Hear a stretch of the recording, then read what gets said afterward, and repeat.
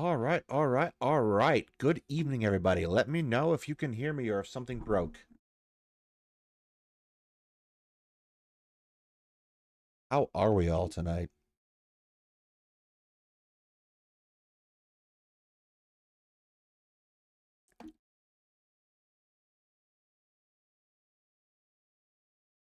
Well, the like button actually doesn't get consent. You can hit it all you want. Once would be preferable, however.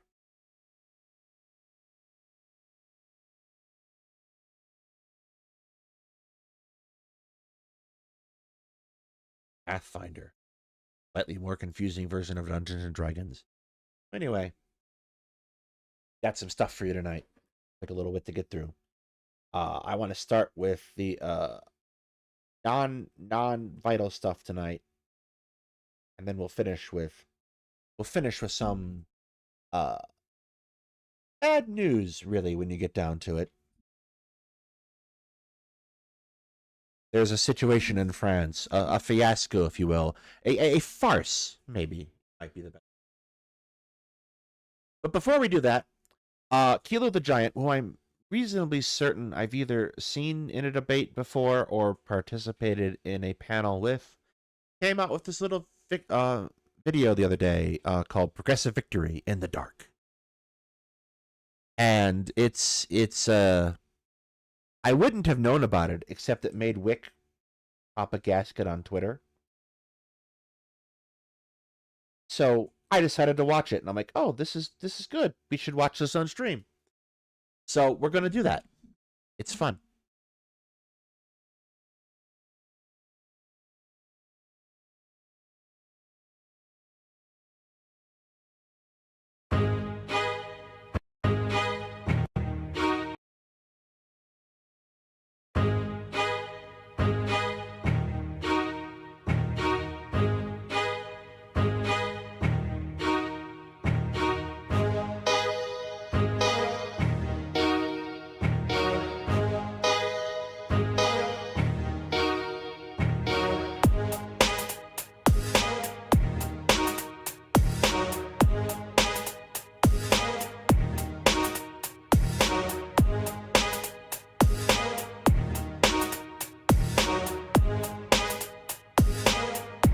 I'm not gonna lie, this was a little long.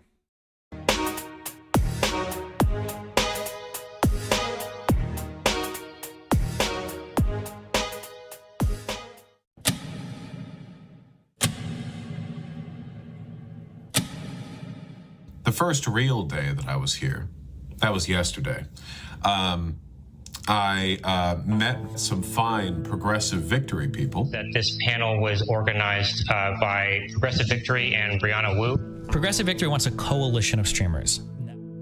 If you recognized any of these faces so far, then at some point you've probably heard the name Progressive Victory. To some of you, if you've been on this stream before, you probably heard this back a couple months ago.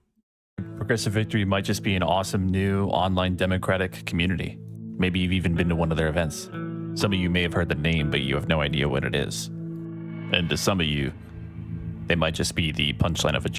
Well, Jump, this is actually a pretty good video, all things considered. I think it was incredibly fair-minded to an incredible degree. And so for example, Wick got upset. He called it a character assassin or a hit piece.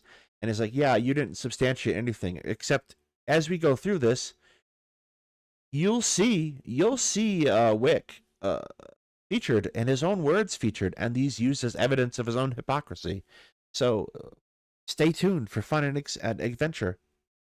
Joke. Today we're going to take a closer look at the good, the bad. There are an awful lot of Canadians in this picture.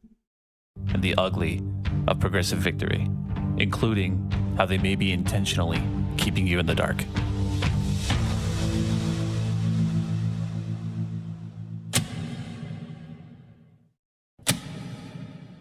This is Progressive Victory, which I'll often refer to as PV in this video. PV is a PAC, a political action committee. We'll talk more about PACs in a second. PV was founded in 2022 by Samuel Drismala, a political professional with a background in social media, online marketing, and as a digital director for politicians like Barack Obama and Senator Cory Booker. But was he a linguistic marketer? Sam's goal was simple.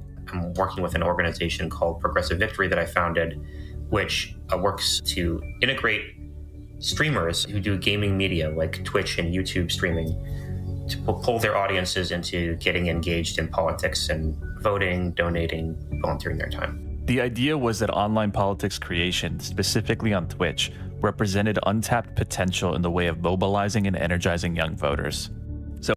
So on the whole, I don't think this is a bad idea. For example, Brett Cooper has been kind of like the media darling of the and Brett Cooper operates in a very similar way in regards to Ben Shapiro as an overarching like funding source that Progressive Victory does. But the problem is that there's a principal difference, and this will come out in a little bit. You don't know anything about Brett Cooper that Brett Cooper doesn't want you to know. She excels at manufactured authenticity. So you have a vision of Brett Cooper as a particular figure, talks in a certain way, and she has a certain attitude, and you are taken into a certain ride on her show. She has a discipline about her that allows her to control herself publicly and privately. This means that Brett Cooper's image that she presents is solely one of what the organization wants her to. This cannot be said of people like Destiny or Vosh or most of the streamers on PV. Some are okay, to be fair. Like some do a very good job of just the facts, ma'am. This is what I am. Josiah is a good example of this, right? But pondering politics. But a lot of these people are liabilities. So after receiving a $500,000 investment from an unknown Democratic source, Sam founded Progressive Victory PAC on July 26, 2022. Again, PAC stands for Political Action Committee. Now, what that actually means can be kind of complicated. PACs can be founded by individuals, labor groups, even other politicians, but they're all used for the purpose of directing resources towards influencing the results of an election. Now, to keep things as simple as possible, here are the three main types of PACs. There are traditional PACs, which can donate directly to candidates. Then you have super PACs, which can't donate directly to candidates, but they can spend as much money as they want on anything else, like canvassing, campaign ads, things like that. And the third main type is hybrid PACs. Pretty sure the technical term for a hybrid PAC is a PAC. That would be, for example, rebellion. Now, hybrid PACs can do both of the above two things, but they have to maintain two separate bank accounts. Campaign contributions have to come from one bank See you happy we are taking account, and all other independent expenditures and disbursements come from the other bank account. I'm sure some of you have already guessed, Progressive Victory is a hybrid PAC. It's important to note that all PACs are required to disclose. So PACs have become significantly more important to understanding American electoral politics since and here's the thing. A PAC is not necessarily by dint of being a PAC a bad organization. However, these organizations allow a lot of money to change hands and directly or indirectly for candidates. It make it very hard for you to tell who is saying what. Then compared to it was compared to speech in the original case. Money is speech, but this is something I think altogether different, where the person is being able to speak, but you do not get to evaluate this. That makes a very big difference when it comes to understanding the relationship between the moneyed interests that give to political candidates and who they ultimately are going to prioritize. It makes it very hard for the average person to assess these things and to, for instance, decide, well, this person gave this money to this candidate who owns this massive company. Maybe I want to highlight this. Very hard to do. all of their donations as well as their disbursements to the Federal Election Commission, which from here on out I'll refer to as the FEC. This doesn't quite tell the full story though, but we'll get back to that in a little bit. For now, we know the basics. Progressive Victory started in July of 2022, and they aimed to mobilize Twitch-Poll audiences towards voting in the midterm US elections. And they did.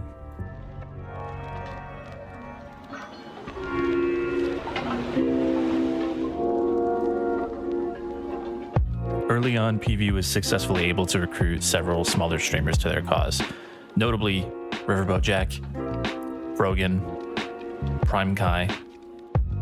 PV actually even had their own Twitch channel. They sometimes did gameplays, fundraising events. At some point later in the year, PV also brought on Vosh. Vosh plays an important role in PV for a few reasons. He's a pretty large streamer mainly, but most of their early influence was achieved through Vosh's community. Remember, folks, file your taxes. Actually, that passed. That was in April. You should have filed your taxes already. Moderators, Discord members. For example, White Nervosa, who helped build a lot of PV's early infrastructure, came from Vosh. During this initial era of PV, content and streams were produced directly through and in partnership with the pack. With the bump from Vosh, PV and its streamers actually seemed to have a sizable impact on the 2022 midterms. During that time, And the difference, I think, here, and this will come up in a little bit, but the difference is it's open. You understand the relationship that's occurring, right? And that again lets you evaluate the parties in a very real way, decide how you want and to what extent you want to support them. And this is where the problem starts to come out too, or at least will come out. we got 5,100 volunteer shift signups and contacted 290,000 voters. After the 2022 midterms, Progressive Victory went kind of quiet for a little bit. They stopped streaming on their own channel and reportedly at the start of next year, downsized to essential staff only. So that's it for 2022. But Progressive Victory had already caught a glimpse of what they could do with the space. Let me know if I sound better now. Let's fast forward to June of 2023. Twitch releases an update to their terms of service and community guidelines. The platform no longer allows paid promotion of politicians, political parties, or issues of public debate. This would prove to be an issue for PV, as they had likely been paying streamers to produce branded content for them. And now, this is where Brianna Wu comes in. Brianna Wu joins PV sometime during the summer of 2023, shortly after Twitch updates their TOS. Her exact title within the organization is a little bit unclear, but she seems to have been more or less a recruiter. It's around this time that PV dramatically expands its roster of online politics creators. Here's a general rule for your organization chart. If on your organization chart, your job title does not make it eminently clear what you're doing, something fishy is going on. The vice president for sales and marketing is a very easy concept to understand. That person is responsible for the sales and marketing departments. When you do not know what the title means, you need to be wary of the organization. But because streamers could no longer be paid to produce branded political content, these streamers took on the role of consultants with Progressive Victory. We'll talk more about these guys later on, but the important thing to know for now is that looking back on Brianna Wu's tenure with PV, it becomes actually kind of difficult to think of a prominent politics creator that wasn't involved with them in some capacity. Brianna Wu left PV sometime around November of 2023, after only about 4 months. But the effects of her involvement with them are still being dealt with to this day. For now, though... Yeah, so I don't know the exact timeline of things here, but here's what I suspect. And this is alleged, and this is not nailed down. So Brianna Wu and Rebellion Pack sponsor WIC debates. But for example, Vosh. And Brianna Wu turns around because she wasn't aware of Twitch's terms of service and discovers that she was in violation of these terms of service brightly and brandedly up on WIC's Twitch page, right? At that point, I suspect is when the contractor thing started. so that so that they could maintain the ability to pay people and have them produce content, or have them be a well of footage and content without necessarily violating Twitch's terms of service. That's what I suspect happened, which is probably, like, for example, not illegal, but it is underhanded, and it creates a second problem. Suddenly, you have this stable of streamers who are part of Progressive Victory, who aren't really required to disclose that they are, and aren't required to disclose how their content is doing by law. Not in the same way as if, for example, HelloFresh decided to sponsor Two Guys Talking History. I would have to put that up and say, well, this is sponsored. This is a sponsored segment, blah, blah, blah, blah, blah. I would have to disclose that, and you can understand the relationship between me and HelloFresh in that way. So two things happen. Wick, for example, is a great, because he has so many streamers on. Wick turns around and he says, I am sponsored by Progressive Victory. But if he doesn't tell you this and you are a viewer, that's one thing. But the other half of it is, what if you are a person going on these panels and you do not know that you are about to be used by Progressive Victory? Can you consent to that? Not really.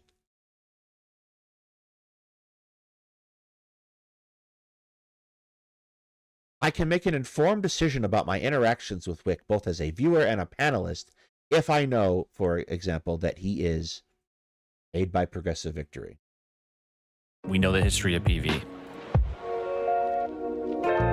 Presently, PV streamers are advertising canvassing events for key 2024 races, and their impact and influence is felt now more than ever. Some of them are really solid, that I've noticed that they're going to like state and local races, which is honestly where the effort has to be. But like every time I see them declare for a national Congress race, it's like in a district that's at least 10 points Democratic in the last two elections. It's an iffy proposition. But before we cover their controversies, let's at least give PV some credit and examine their impact and accomplishments in their first 2 years.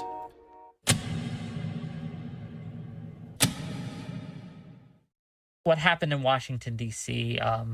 Last week with Progressive Victory bringing streamers to a congressman and getting them to sit down and talk with them and things. The reason that I think that is brilliant is because it allows people who are online all the time anyway to start directing their audiences and working with the politicians themselves to direct their audiences into actual legislative action, voting action, that I don't think we see usually in these places.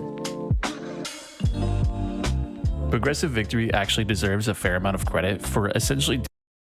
So I think the first thing to note is a lot of people who are online are already and active in these kinds of spaces tend to be politically active for the most part.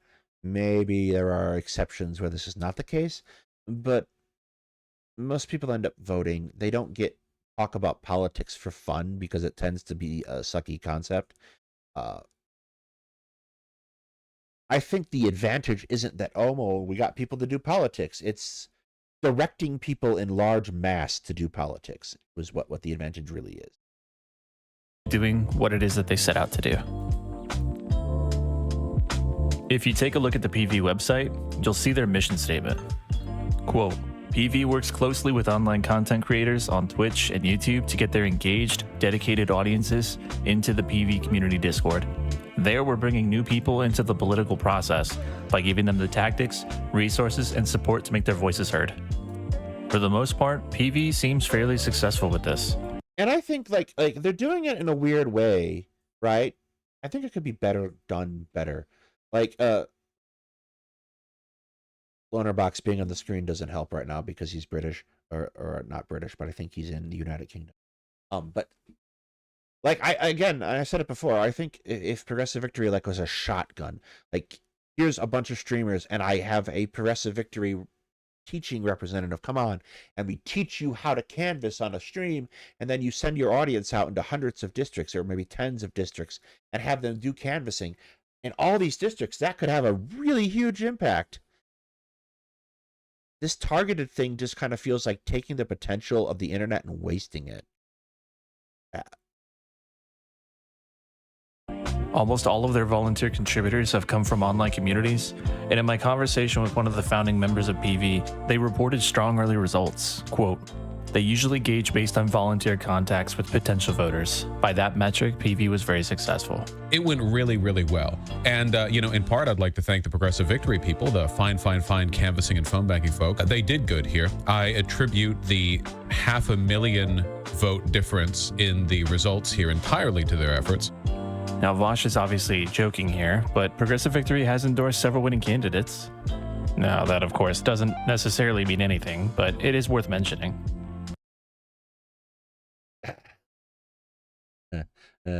Sunday's right here. Additionally, every paid employee of PV that I've talked to has had positive things to say about their experience working for the organization.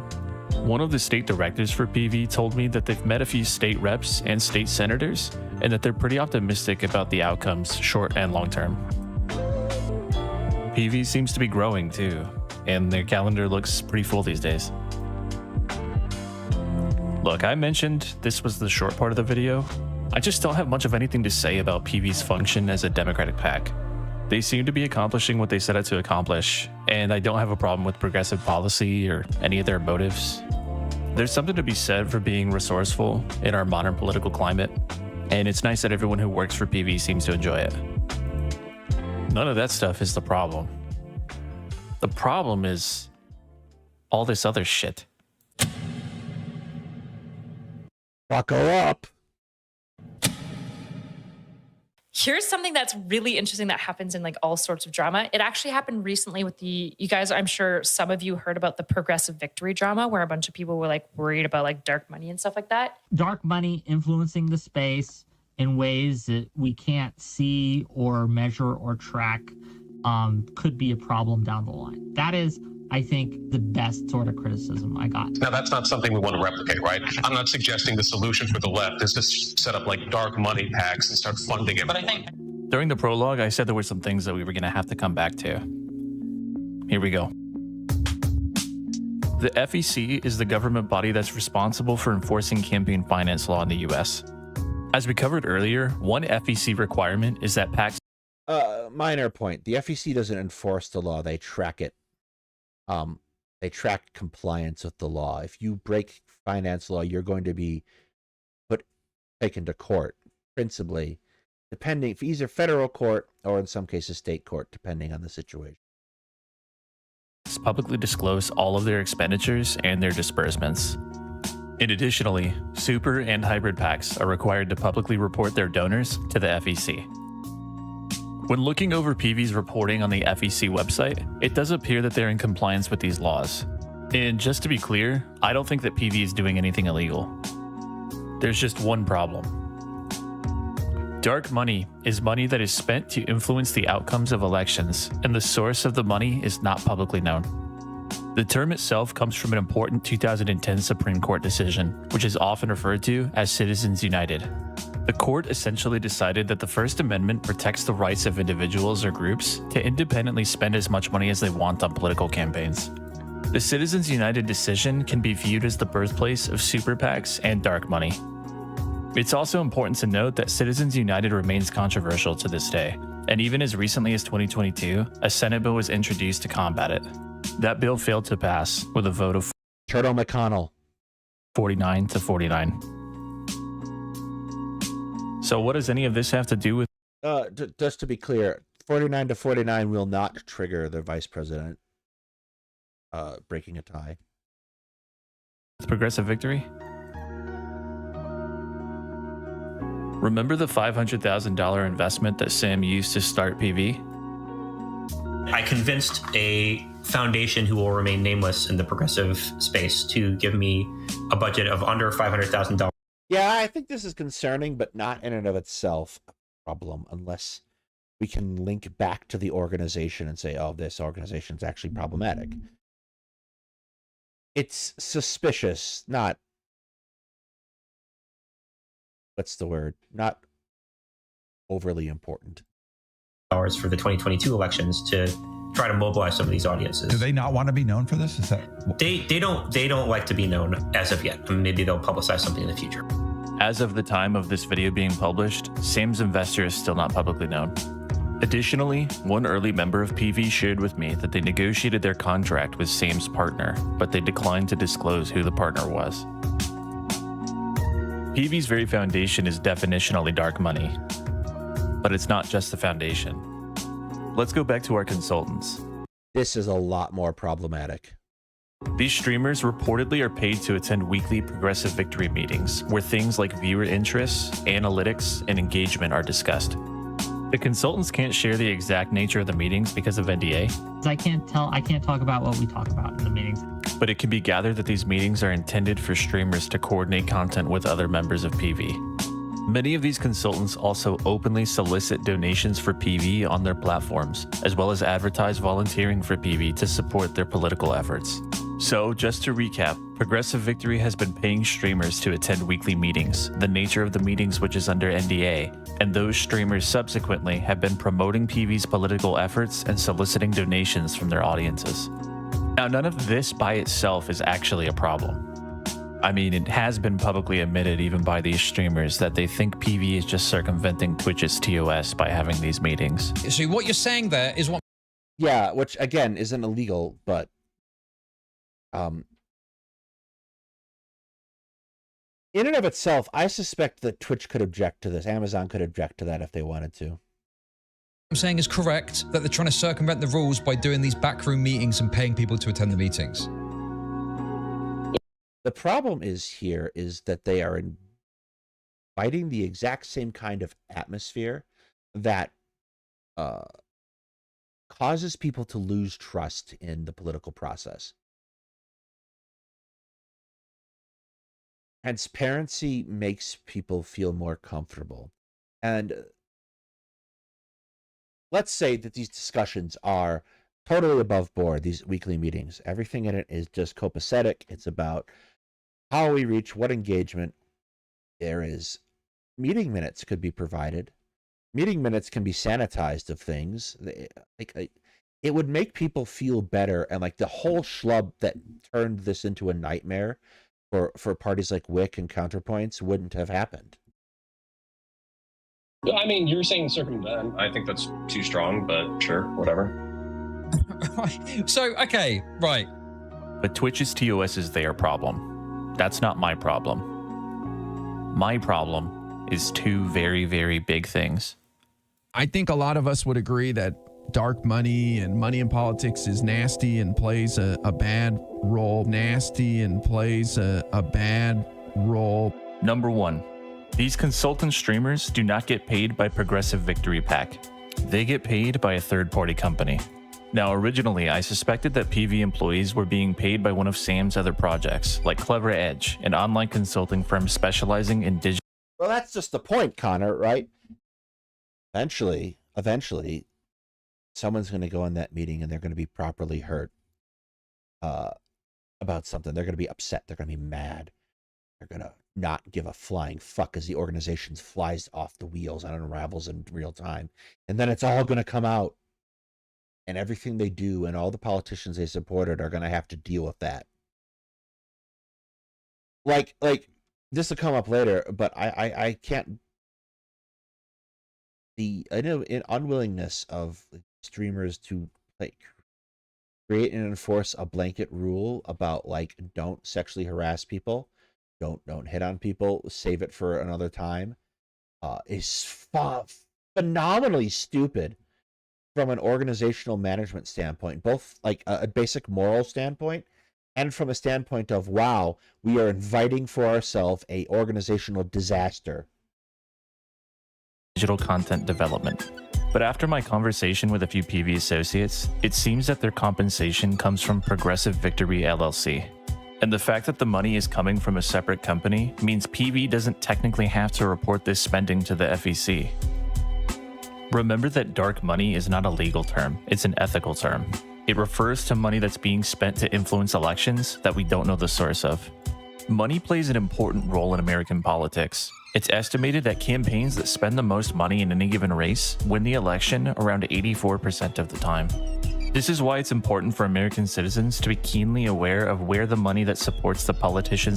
It's also the other half of that equation is they spend the most money, they usually win. But the other half of it is, consider how much money is being spent.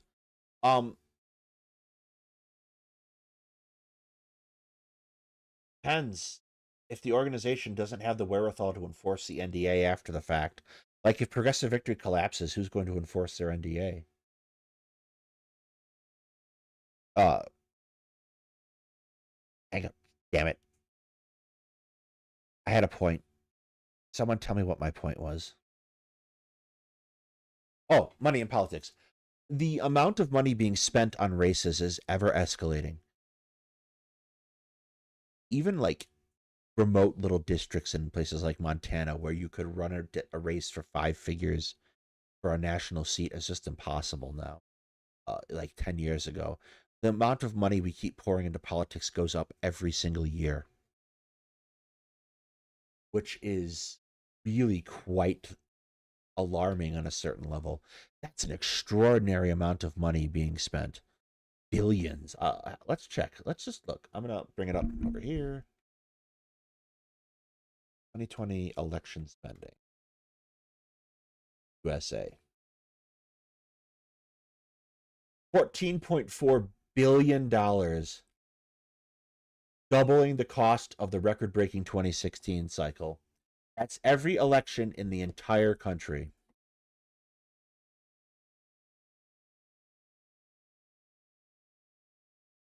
They vote for is coming from.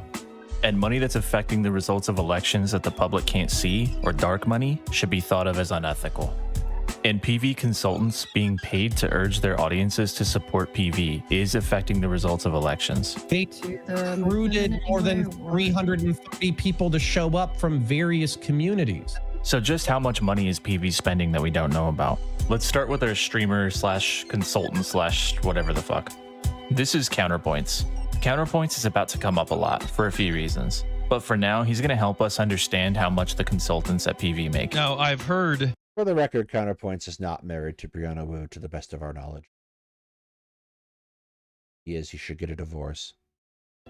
That it's between $500 and $7,000 depending on the person. They made an offer, and I was like, why the fuck would you pay me that much? For that amount of money, I would work 20 hours a week, 30 hours a week. We know that a streamer associated with PV makes somewhere between $500 and $7,000 a month. We also know that Counterpoints considers the money to have been good for about 20 hours a week, or half of a full-time job. The median salary in the US... Yeah, that's what he is. Counterpoints is just Wu's side piece.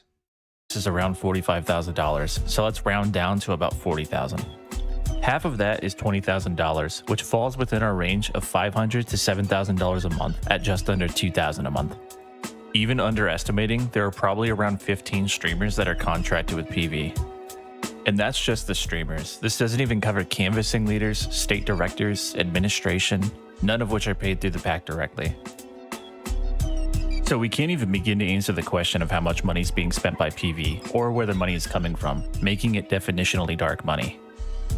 I think I've made it clear why dark money is bad, but I don't even need to.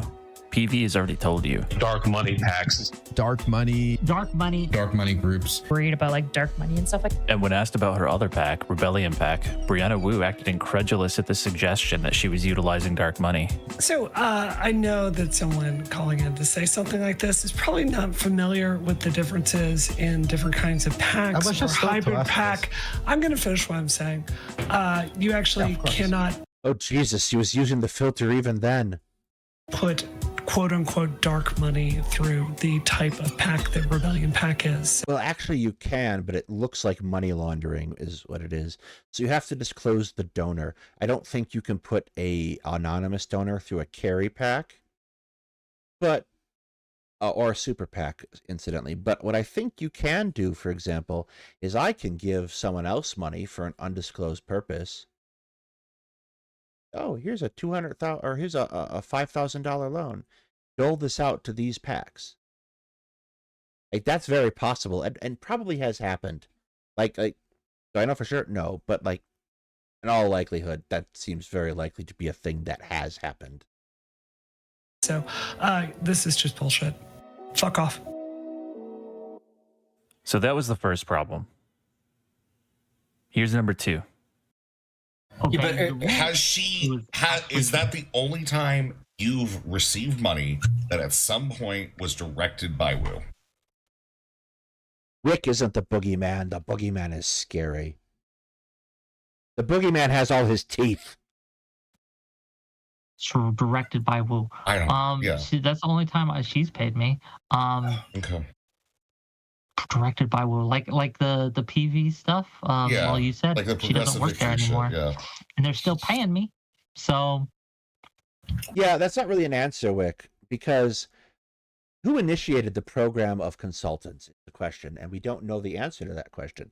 But if the program was designed by Brianna Wu in order to circumvent the Twitch terms of service,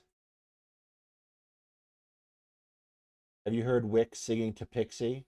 No, I confess I don't watch Wick, which isn't really a confession. No one watches Wick. Wait, who's paying you? Progressive Victory. Oh. So are you paid by Progressive Victory? Yes. And you have been since October of last year? Yes. If I'm Really Important wants to go out to the RNC and ask their candidates some questions and go around out there, we can just write him a check to go do that content. In February of 2024, creators of PV came under fire when it became widely known that they had been receiving payments and attending weekly meetings to discuss content strategy with each other. This was mostly previously unknown amongst wider online politics audiences, despite having been going on since around September of 2020. So I'll be honest, I did not recognize the person here is Kyla, and I definitely don't know who that is. 23. It's unknown exactly how many creators are compensated by Progressive Victory, or which ones, and for the most part, the creators don't even seem to know themselves. They're a part of the meeting, and whether or not they're paid and whether or not and to what degree they're paid, I don't specifically know. My suspicion would be a healthy chunk of them are being paid something. In my opinion, being a political content creator and not telling your audience that you are being paid by a political organization is blatantly deceptive and dishonest. In the days... So it gets back into... Try to erase.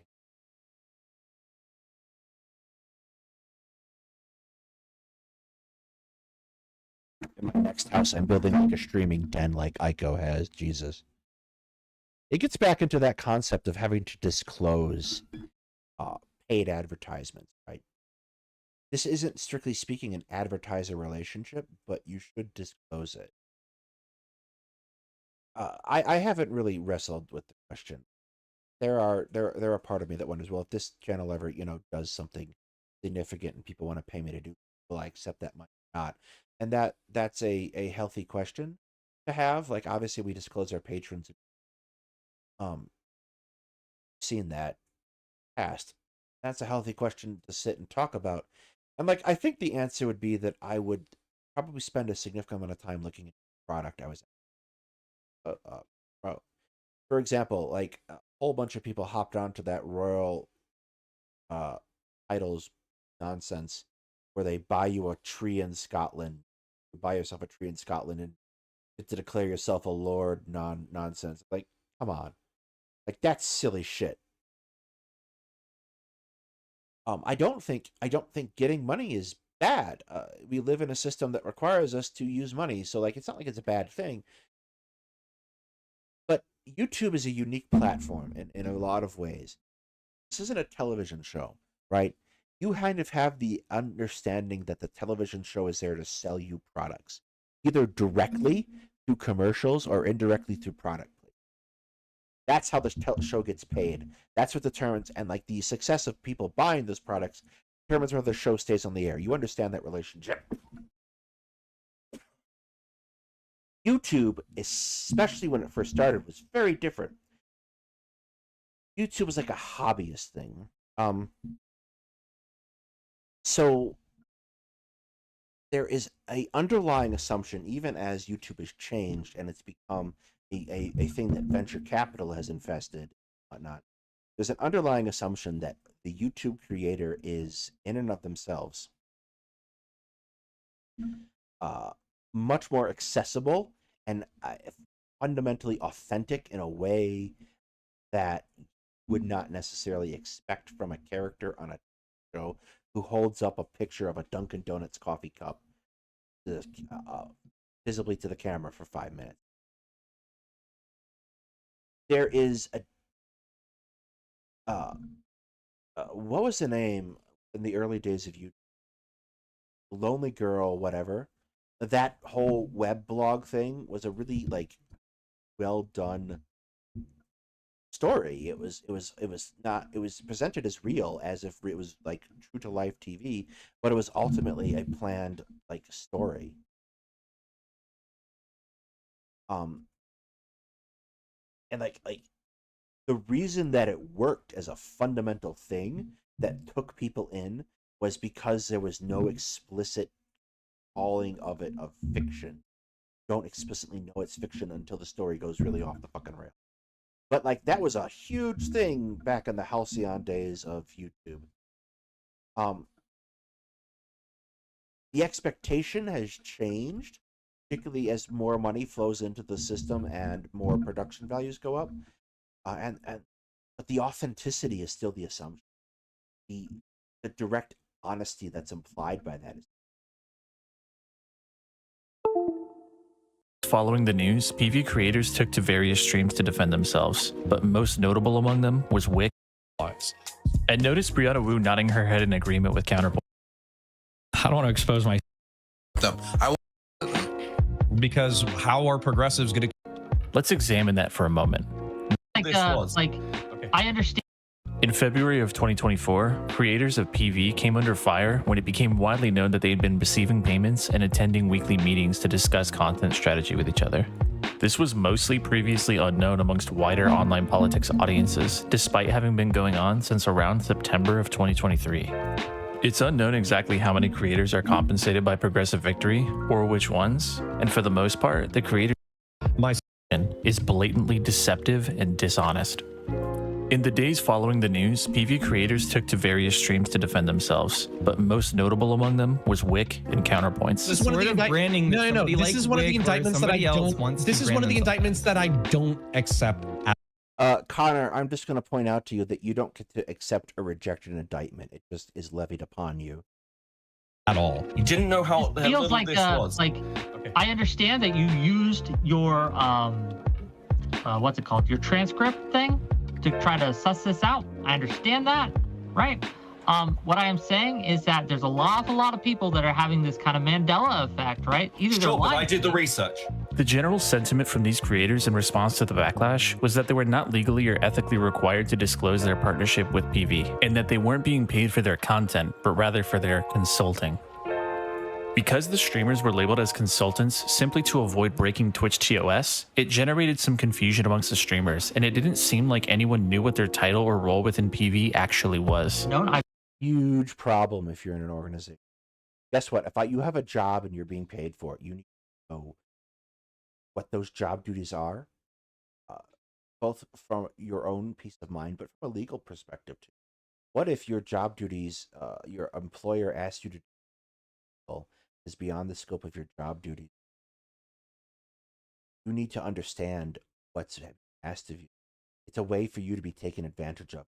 Understand your position in the organization and what it entails and what you're allowed to do. Can you hear me now? I've been sponsored for a while. Sponsored by Rebellion Pack. I don't know about by Progressive Victory. I don't know if sponsor might not be the right term. A sponsor or a contracted streamer. I don't know the right term. Which were sponsors. Yeah, none of my content. So sponsor is the wrong word. Hi, Fairy Queen. Okay. I'm not sponsored. My content is not sponsored. Okay. A better word is consultant, and even that's not perfect. The fact that these creators didn't think they needed to disclose to their audiences that they were contracted by Progressive Victory is probably because PV confused the shit out of them by trying to come up with a rule within the organization for streamers to push progressive agendas without breaking Twitch's TOS. I blame both Progressive Victory and the creators for putting. And again, like, Progressive Victory used to be a front-facing organization with like their own videos and streams. They could probably get around the Twitch problem if they did that themselves. their viewers in this position. Disclosure is extremely important when you are pushing a product. If you're a video game streamer and you're playing a game that you're saying extremely positive things about, and your audience is unaware that you're being paid by the developer of that game, you are directly lying to your viewers, even if you actually do like the game. Now, some of you might be thinking, what if their content doesn't change because of the money? Let's examine that for a moment. Wick and Counterpoints both tried to make this argument. I get a check from them. That's true. But it hasn't changed my opinions. It hasn't changed any of my thoughts. It hasn't changed any of... You're a filthy fucking liar. Like, what the hell? It...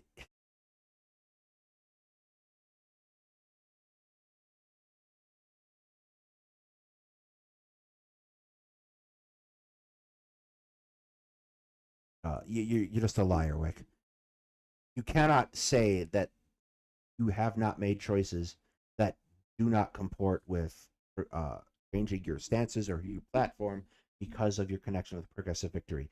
Very specifically in the case of food shops, for example, who you told you would bet on to defend herself and then did not do it because Brianna Wu asked you not to.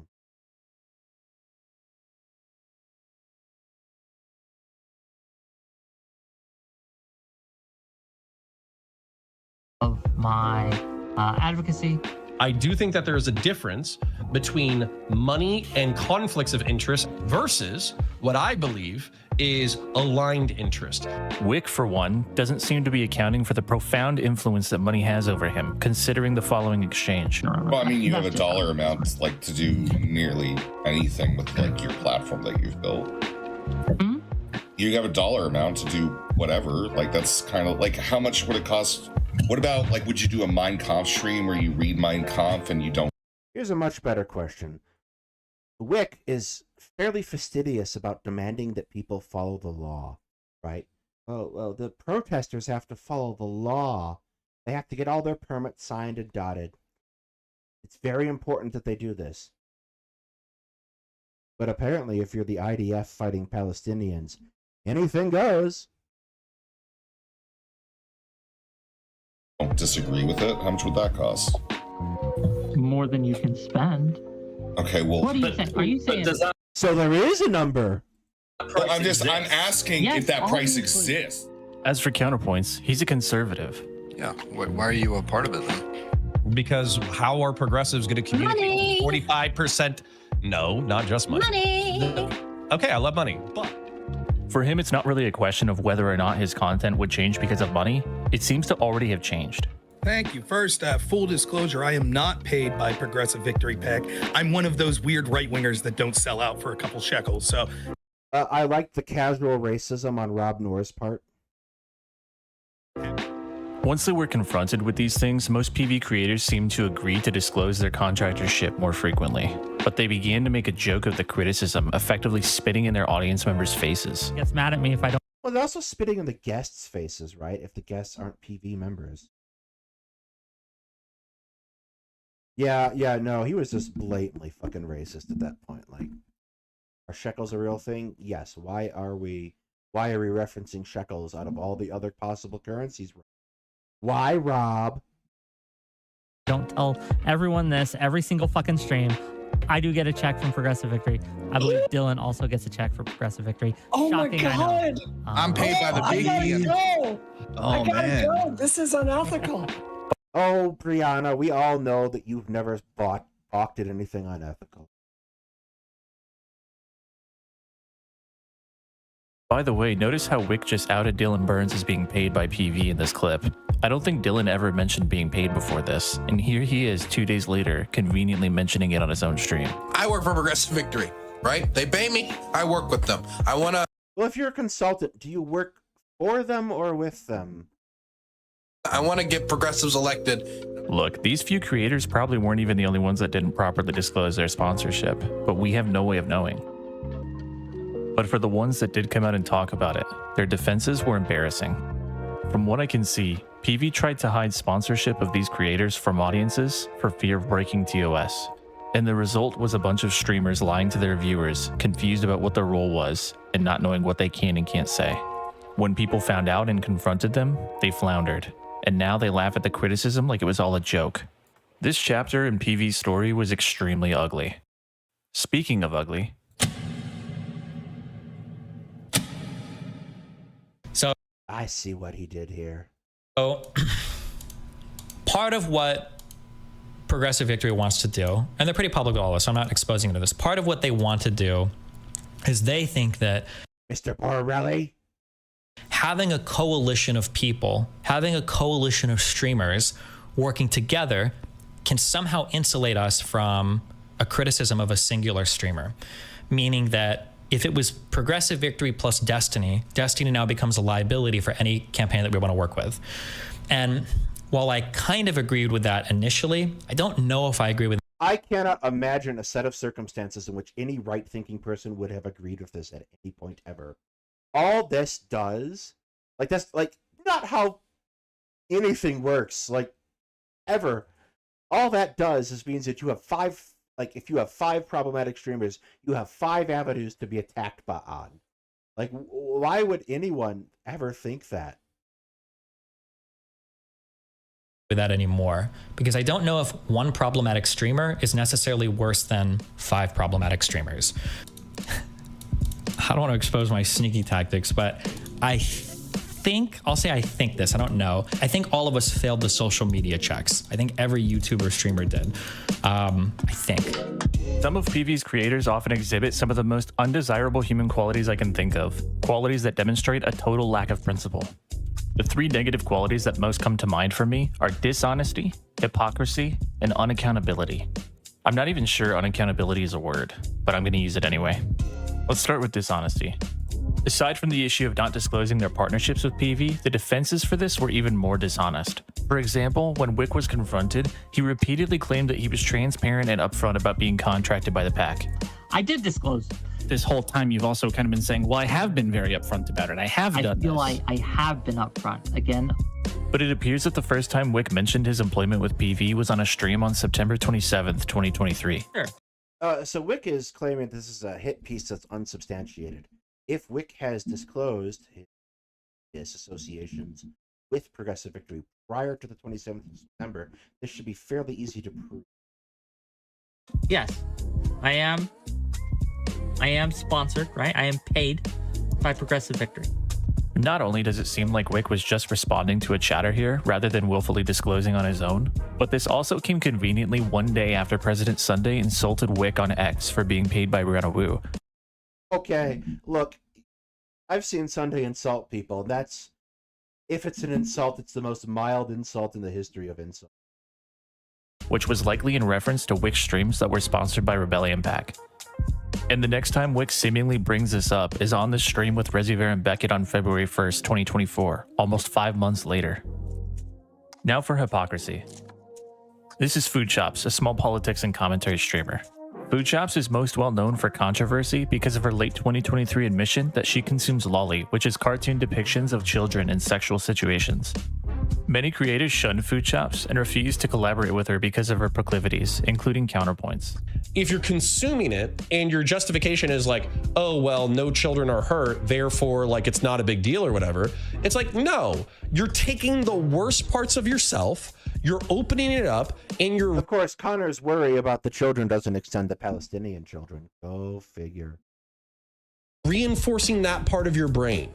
But this feeling from counterpoints only lasted until Vosh, Progressive Victory VIP, found himself in the exact same controversy in February of 2024 after accidentally showing a folder on his computer that contained lolly images. Suddenly, Counterpoints' objection to Food Chops became not about the self-harm of reinforcing a negative part of your brain, but about outward normalization. Hesitant about Food Chops. So, very much full disclosure here on my part. In regards to the Vosh thing, I didn't talk much about it. Like, I spent on it. Behind the scenes, I sat with this a lot longer. I was really uncomfortable with this difference between how Vosh was treated and how Food Chops was treated. To be perfectly honest, I do not like Food. I think her panel that I did was a fucking shit show. I think she's disingenuous. I think she's a drama monger.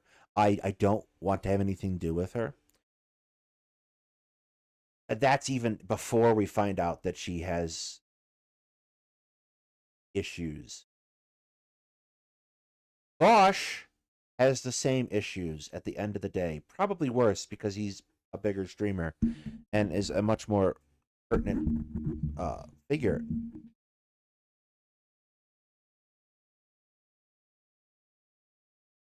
They should...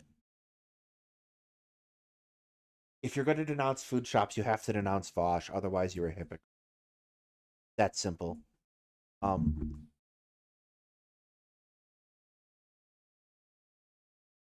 It really is, ultimately.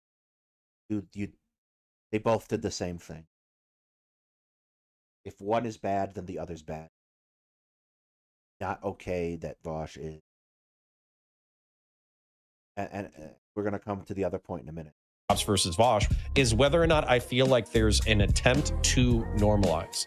And notice Brianna Wu nodding her head in agreement with counterpoints. She also refuses to be platformed with food shops, but Brianna Wu actually has no idea what her reason for this is. My objection to food shops is not that she jacks off to Lolly. My objection to food shops is she's a drama farmer. Brianna must be confused because at the end of the... Something here real quick.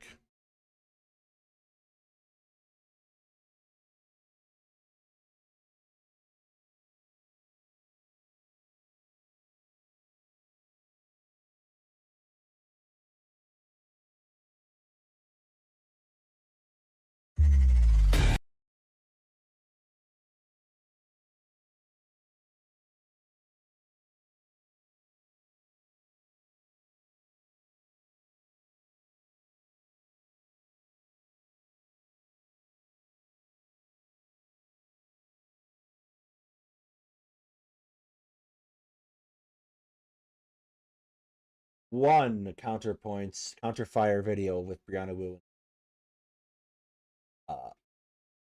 drops.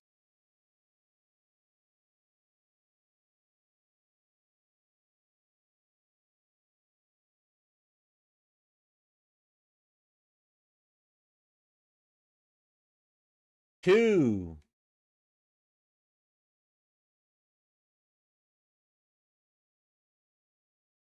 Three.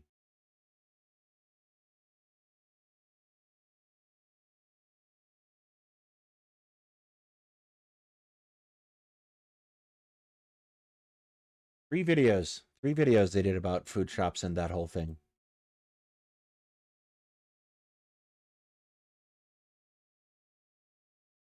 This very stream, she plugs her new show with counterpoints, saying this. Counterfire, like Connor and I are starting that this week. My whole theory with this is I love drama content, but I love smart drama content. So Connor and I are going to... Okay, that almost automatically excludes you and Connor. To make a mission of debating the crazies. Food Shops was supposed to be a guest on this. How the fuck is that smart drama content, by the way? Like, we're going to find the people who have no impact on the world whatsoever and debate them and call it smart. Ha ha ha. We found the craziest person you can find and used it to try to make ourselves look smart. No, go get fucked. Exact same panel, but Brianna Wu asked Wick to not be platformed together with her, which he agreed to. And that's interesting, considering what Wick has said in the past. But if the people who paid me, Progressive Victory, if they said, don't have this type of person on, I wouldn't work with them anymore. I just wash my hands. But good for food. Yeah, so Wick, Kilo here accused you of hypocrisy and then displayed you being a hypocrite. That's not unsubstantiated. Also, it's not really a hit piece. Chops for standing up for herself. Is that I'm as much of a person as Vosh. I'm as much of a person as Destiny, and painting me as schizo, unhinged, a drama farmer is an easy way to discount my arguments. These three people. I'm also going to point out that Vosh is not trans and Food Shops is. Just throwing that out there. People are clearly very confused, and it's obvious why. It looks bad for them politically to disavow Vosh. But if you decide to burn a bridge with somebody who enjoys lolly, it seems like it should be because you think they might be a danger to children. It's like, as I understand it, she's in therapy for that.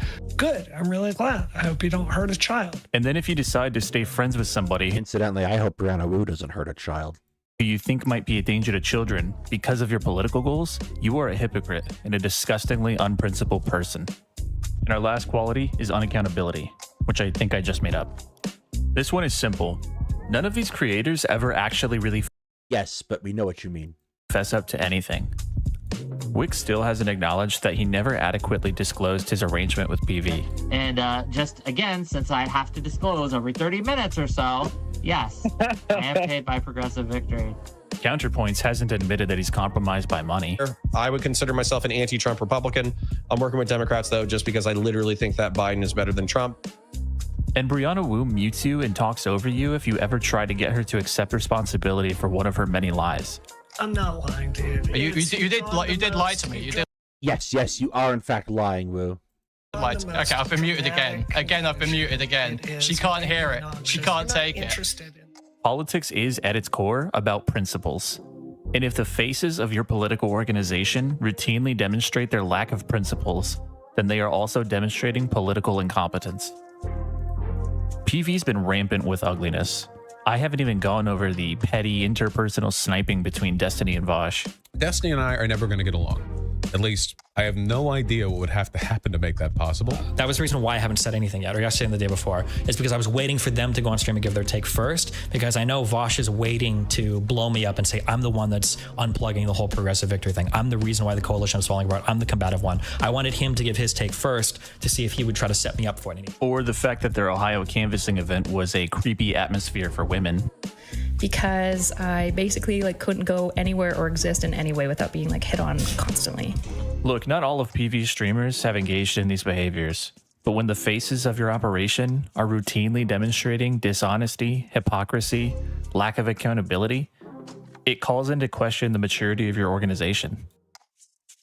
And frankly, I don't think it can be fixed. Well, I'll go a step further. It turns your organization into a time bomb that becomes a albatross around the neck of the politicians who are associated with you.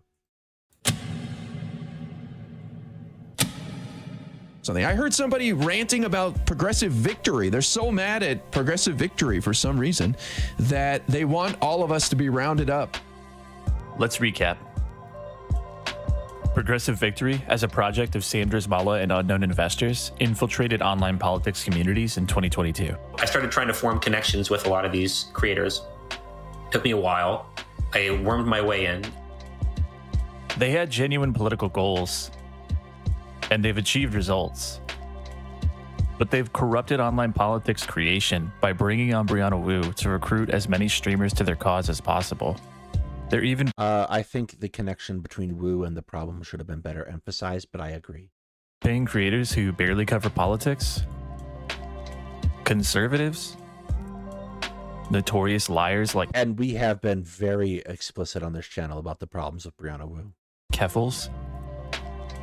They'll bring on just about any commentary or politics creator at this point.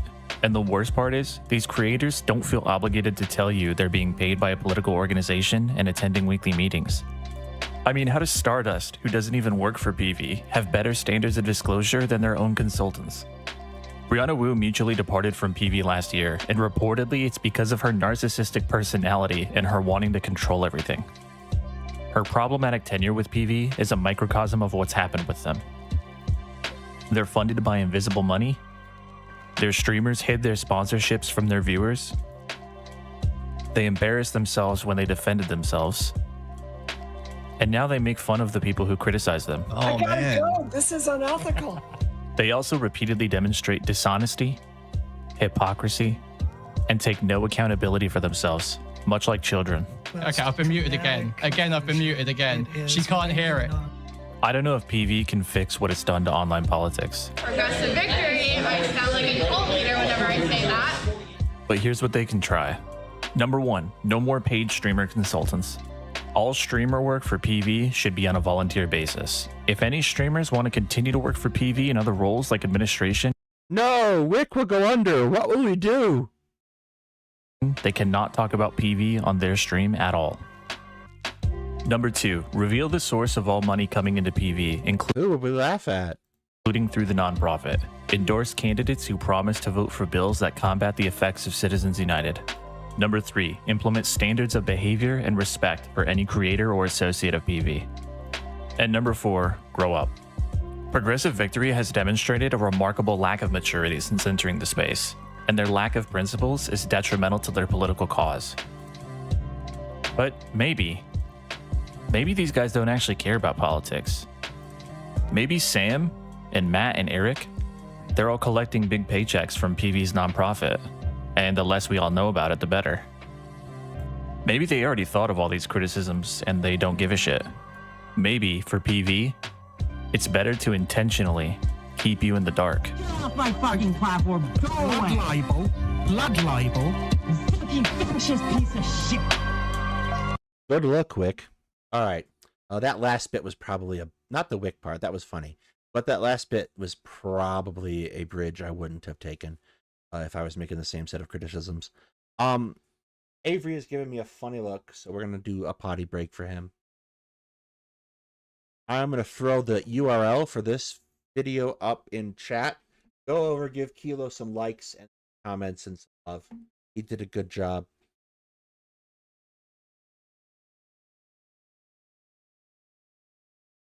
And we will be back after the short break with Westsidetyler versus Whatifalthist. A light aperitif.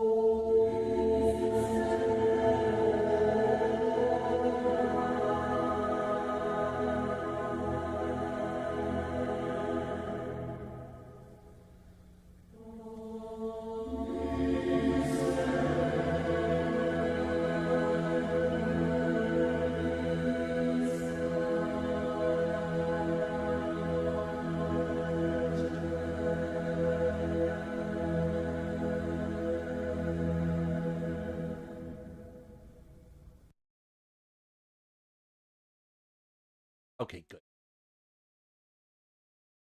All right, and we are back. Sorry about that. Avery's a little bit rumbly and tummy tonight. Poor boy. You need lots of cuddles later. Anyway, we are going to start with Westsidetyler criticizing Whatifalthist. So you remember, I looked at one of Westsidetyler's videos before, and I didn't dislike it. I didn't necessarily agree with everything.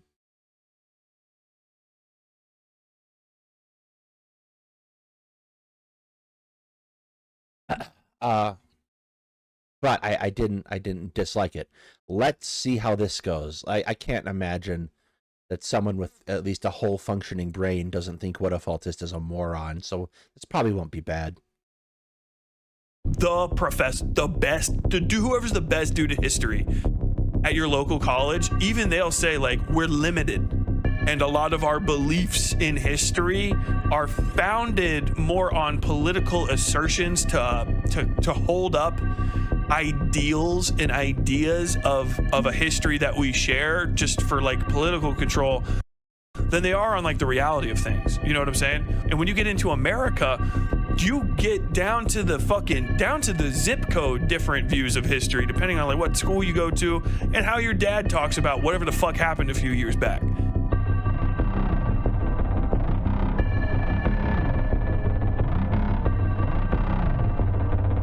I love his. I imagine he took his stuff from his horror intros, but I just absolutely love his intro stuff.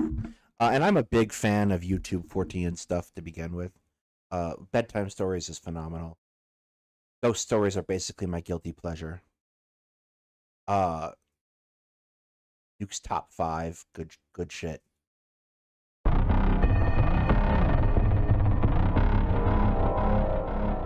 God, dude, I'm too tired for this. I am too tired for this. I like the most. So Carol Quigley is one of the best. Oh my pulled him off the God. shelf too.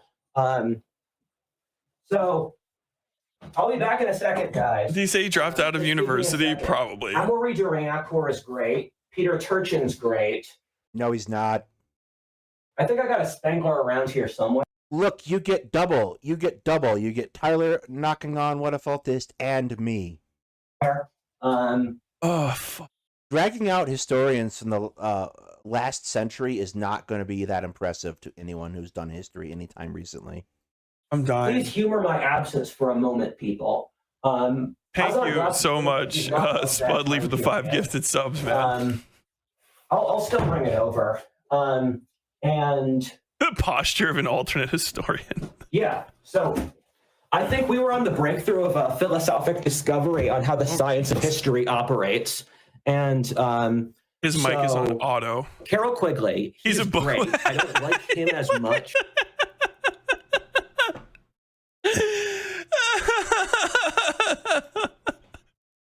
Okay. He said he's a Voshian. He said he's a Voshian book whale. Who the fuck said that?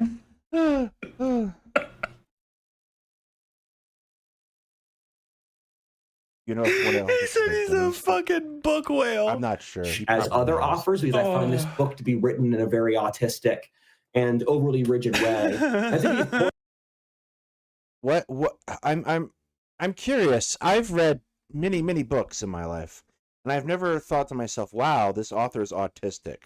Maybe it's just because I'm not like an asshole.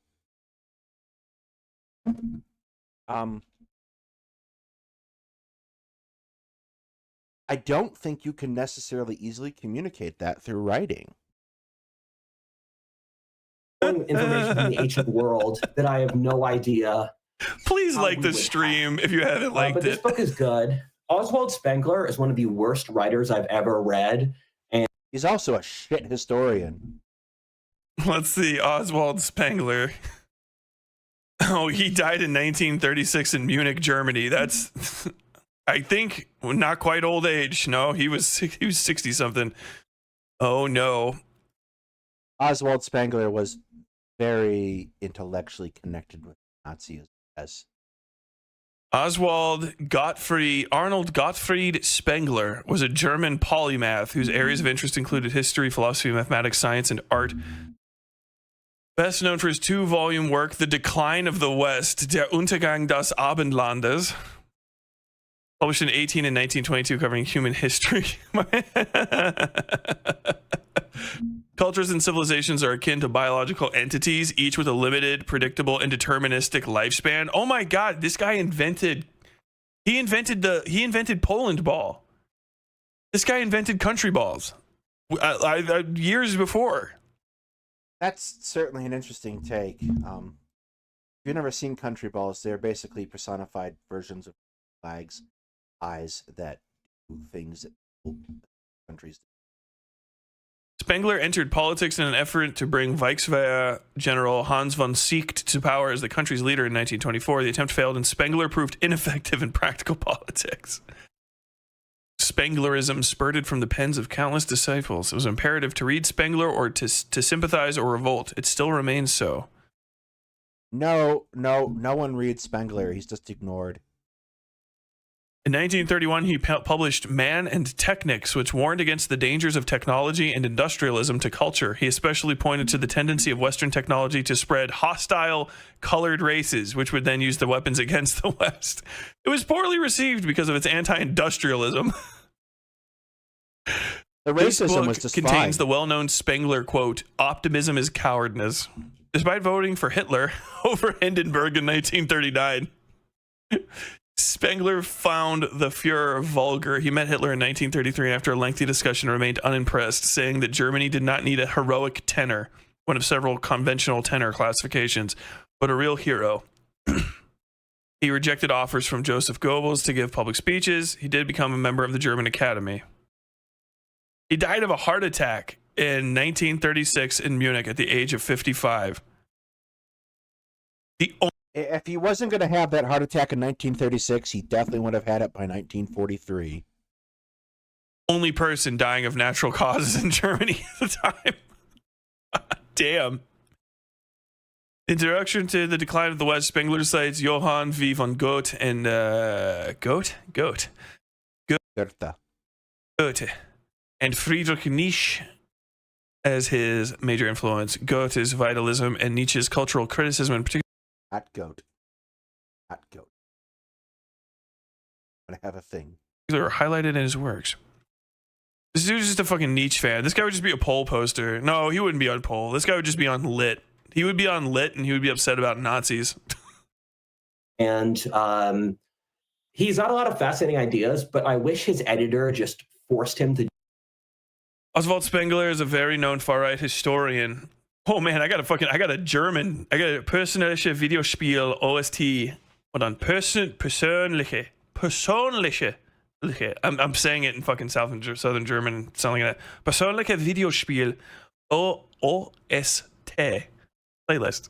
Oswald Spengler is a very known far-right historian. You get warned about him in the first 3 semesters of history. Spengler thinks Rome fell because of multiculturalism.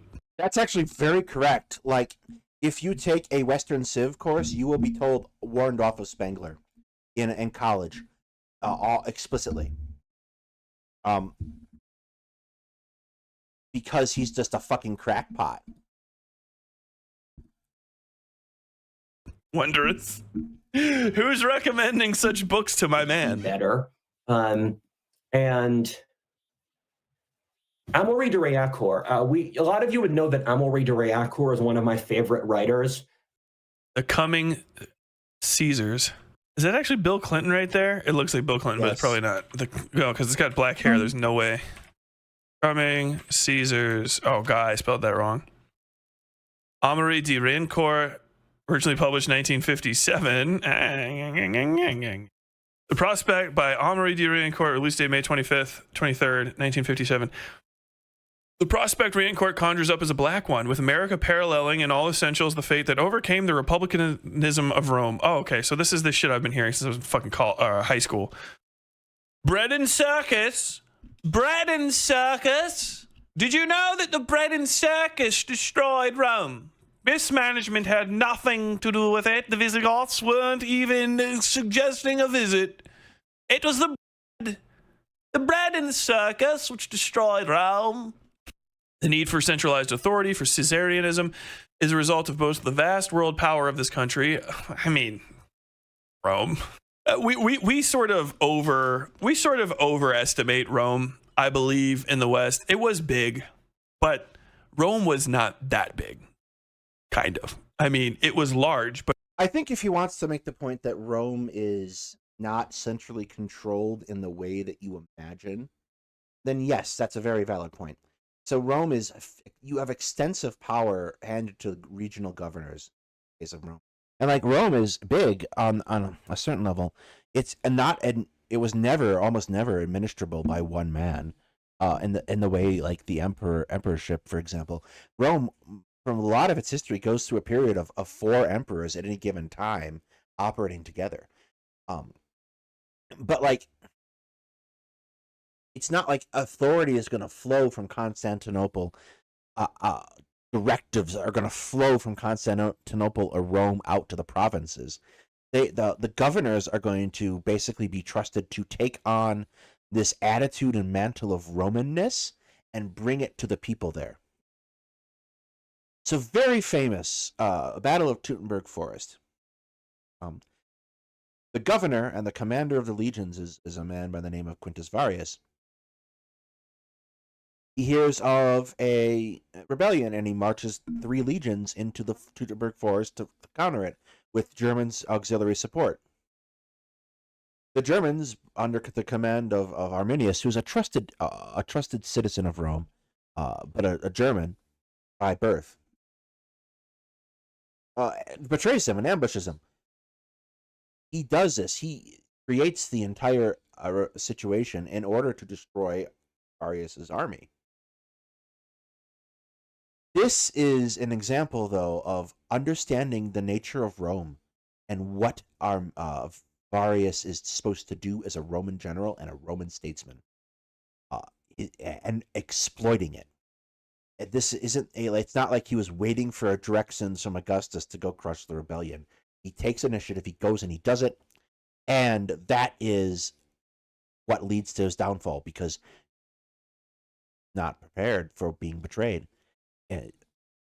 Arminius is able to take from Varius the initiative, and he's able to use what he knows Varius is going to do in order to destroy Varius.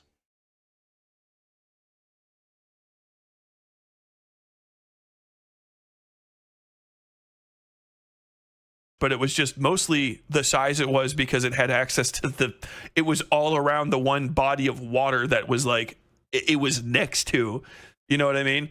Like, when you're talking about expansive fucking empires, Persia clears, like, right?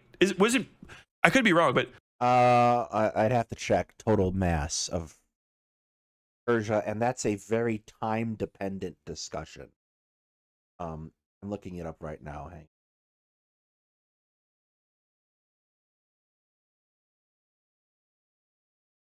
So when you talk about Persia, different dynasties rule Persia at different times.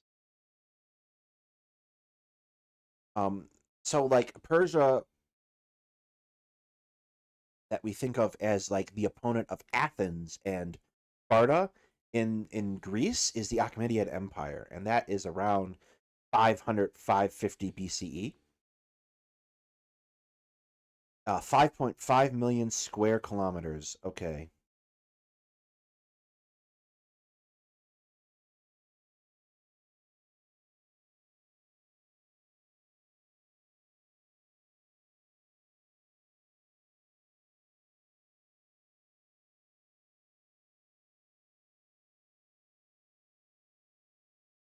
In square kilometers.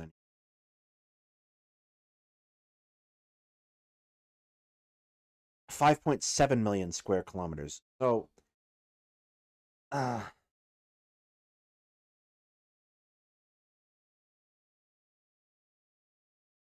Persian Empire. And again, this is dynasty based, right? Yeah, so, I mean, a couple half point million square kilometers here and there is not a big deal, but like they're pretty comparable in size.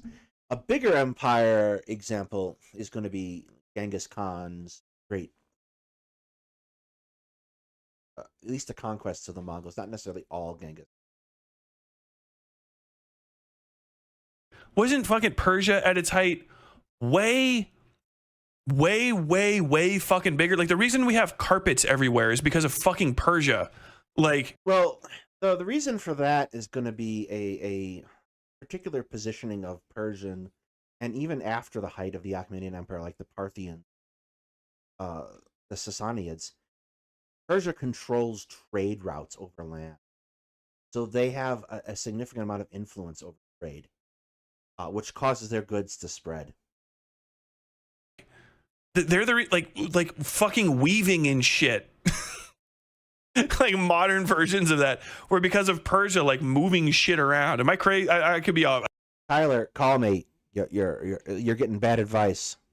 I could be off on that. Don't quote me on that one. But Persia was massive. Han China specifically, I think it was massive, huge. And as far as developed, like so many other countries, developed, massive. The Incans, like, they just didn't directly influence Western culture because we fucking annihilated them before we learned anything about them. And actually, I guess the Aztecs did. I'm always fucked on Mesoamerica. They were huge. Like, the Incan culture was fucking everywhere. Like, all over the place, jogging around, delivering mail. You know what I mean? The Han Dynasty might have been bigger at it. It's kind of hard.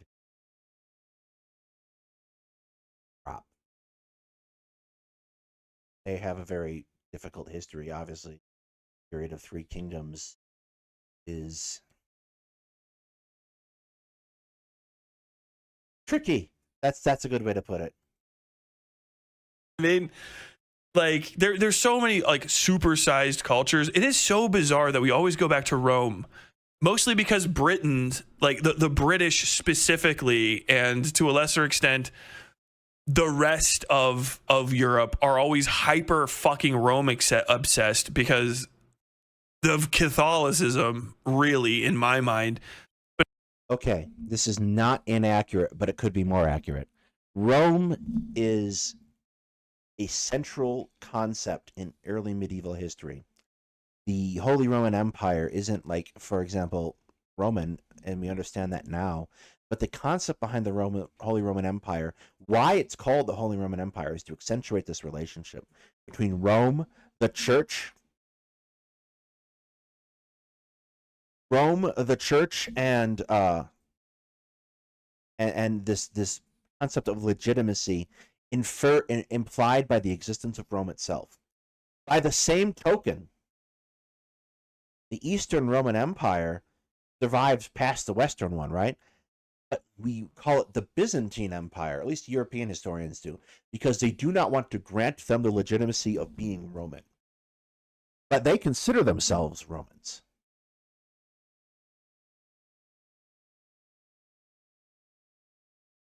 Are they Rome obsessed? Sure. Is that necessarily wrong? It's not great.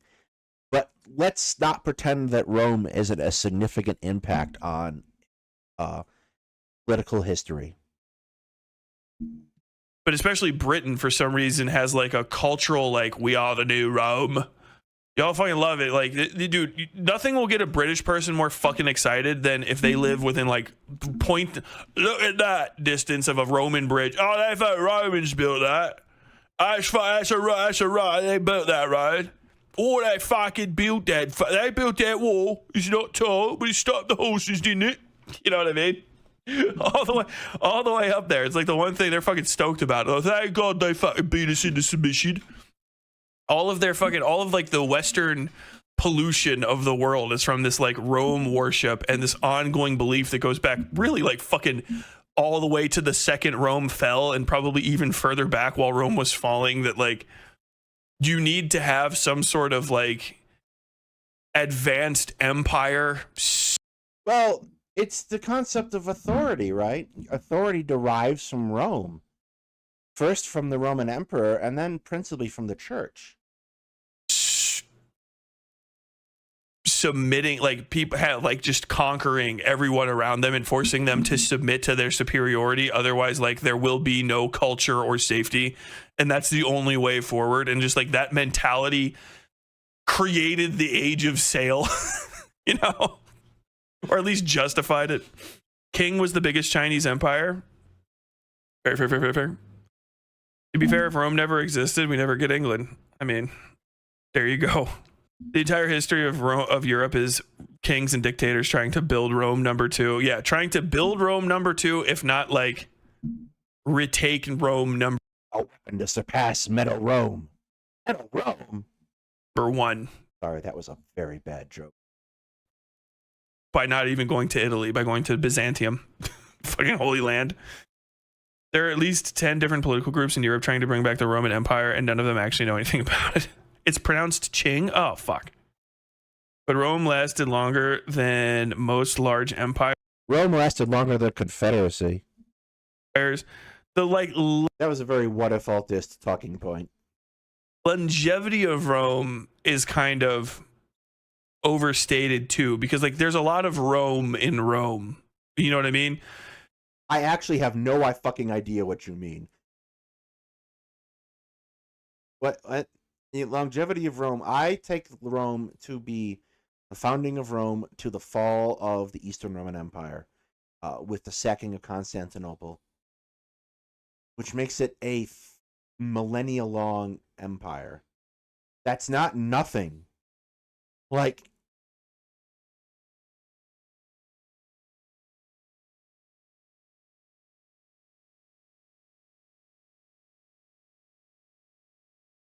I want to make sure I get this exactly right.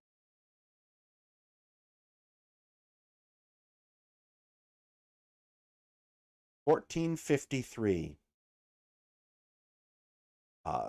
CE.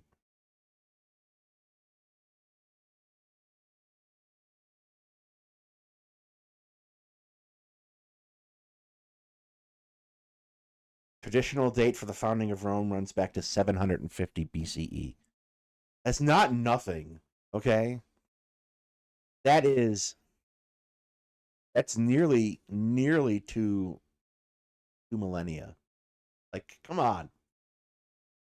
I get it. I get what you're driving at, but come on here. Let's be balanced. Rome gets to be Rome. That's the thing, is the Roman Empire gets to be Rome. And even though it's split, even when it's busted, even when it's not the Rome that really was Rome anymore, when you leave democracy and the republic behind and become an empire and all of that stuff, like it still gets to be Rome when it's being run out of different cities. Well, let me ask you a particular question. When does Rome become an empire? Does it become an empire with Julius Caesar, Augustus? Or is it an empire long before that? And I would contend that it is. Like, even as the Republic is the Republic, it's very much an empire. The traditional assumption of Rome becoming an empire is with the ascension of Augustus. It's split in half when it's a completely different religion, when it's a completely different culture, when no one that lives in Rome at the time would understand the people of Rome 500 years earlier. That's people in the United States would not understand us 50 years ago. That's a pretty common thing, really. Still gets to be Rome because of this like Western belief in Rome, but like every other culture is like, oh no, sorry, this is Persia. This is Xerxes' Persia. It's not Darius's Persia. This is not like the same empire. It's not. These are multiple different empires, right? They didn't last that long. Like China, kinda, yes, maybe, but again, Persia I would count as a contiguous empire for quite some time as well. Overwhelmed at one point, but then it reestablished itself.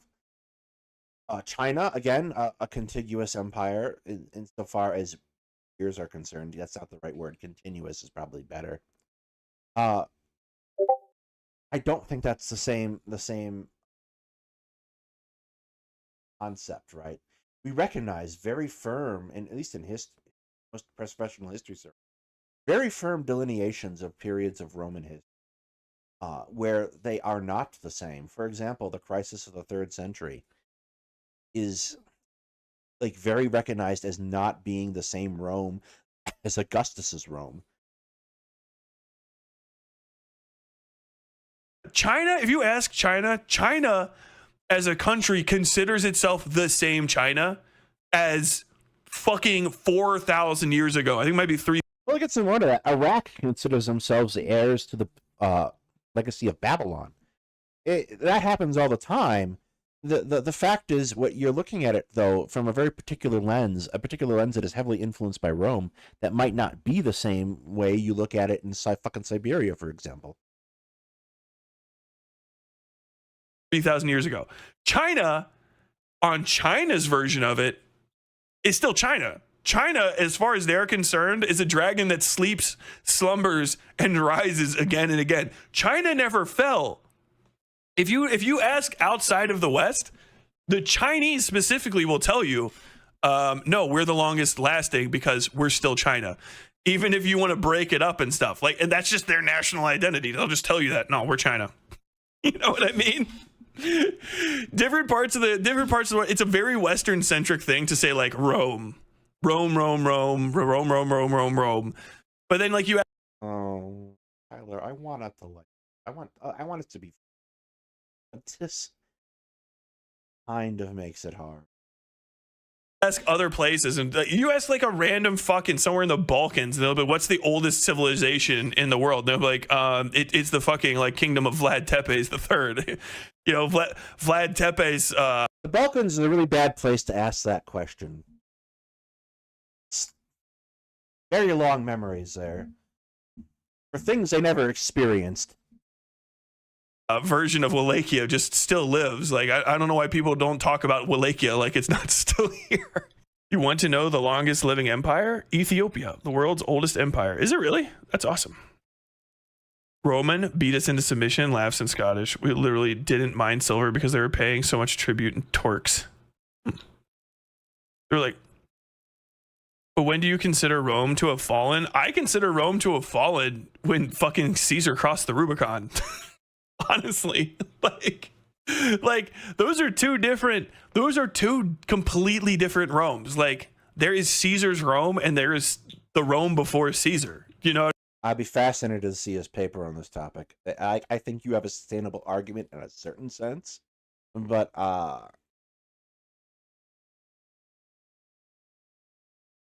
Caesar requires the organs of the Republic to be controlled by him to an extent that his predecessor in Augustus never will. What I'm saying, like, that's why we even talk about it. It's a tragedy. Like, Caesar becoming, like, taking the dictatorship and basically neutering and annihilating the fucking Republic is the death of Rome. It really is. Like, it's a different place. You call it the same thing, but it's run different. And it goes on a completely different tangent of how it's going to exist from then on, and like a series of different places. You know what I mean? With Persia, I'm gonna ship a Theseus this for a second. If Rome is not run in the exact same way, is it still Rome?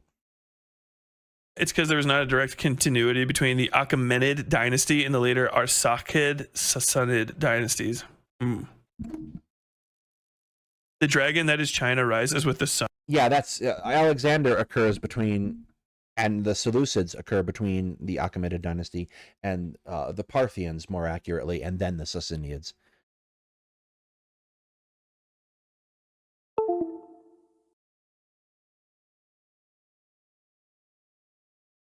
Look, I'm a very total, complete nerd.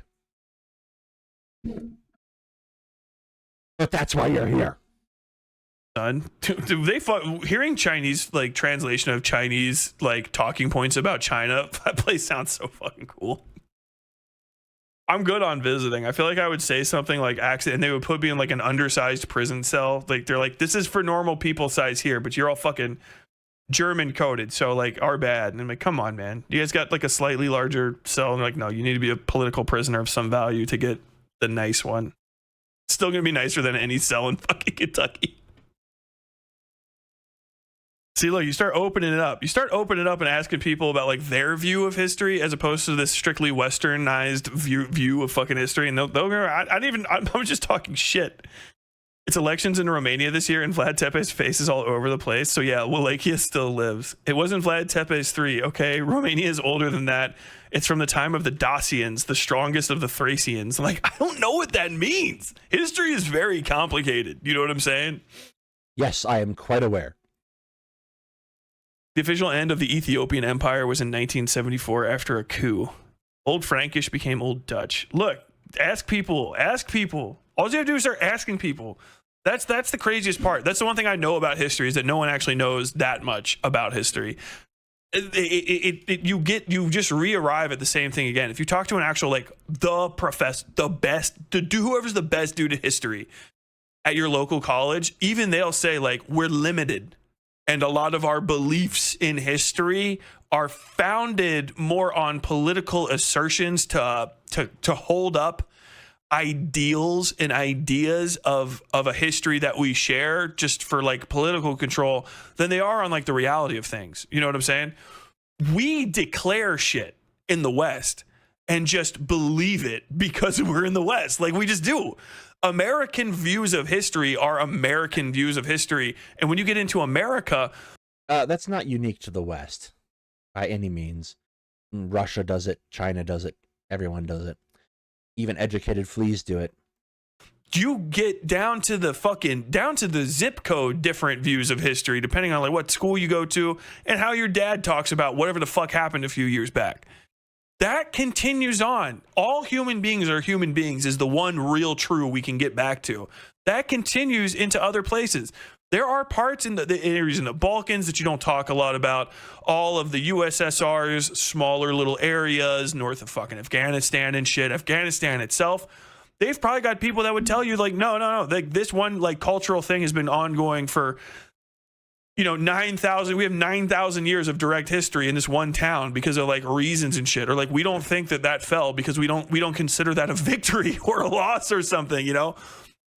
We don't see the ascension of this person as being the actual ascension of that person. We think that it was his son who survived in exile. And so blah, blah, blah, blah, blah, blah, blah. This is the actual truth of things.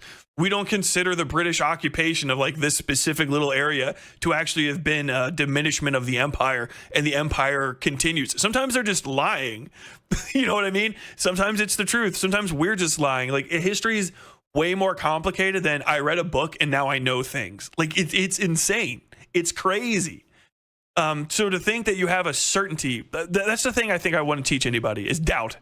If there's anything I can teach people from this program, it's doubt. Anyone that's certain about history is living in the Dunning-Kruger area of talking about it because I think the problem is that you have to try to construct a narrative that understands sourcing. Like you're not really talking about history here, Tyler. What you're talking about is myth making. And that's a different thing that we sometimes call history, but isn't. To be clear, Whatifalthist doesn't know what history is either. And you're right. Our myth making is very one-sided, very designed to glorify ourselves. But that's not history. History, you're right. History does make the assumption of a lack of all-seeing perspective. It is very difficult to encompass things. It necessarily misses things in order to reach a usable point. I just am really cautious about assigning the concept of history to a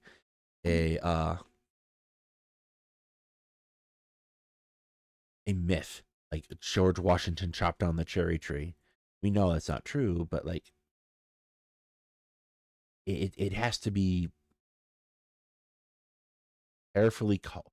What you think history is isn't always what history is.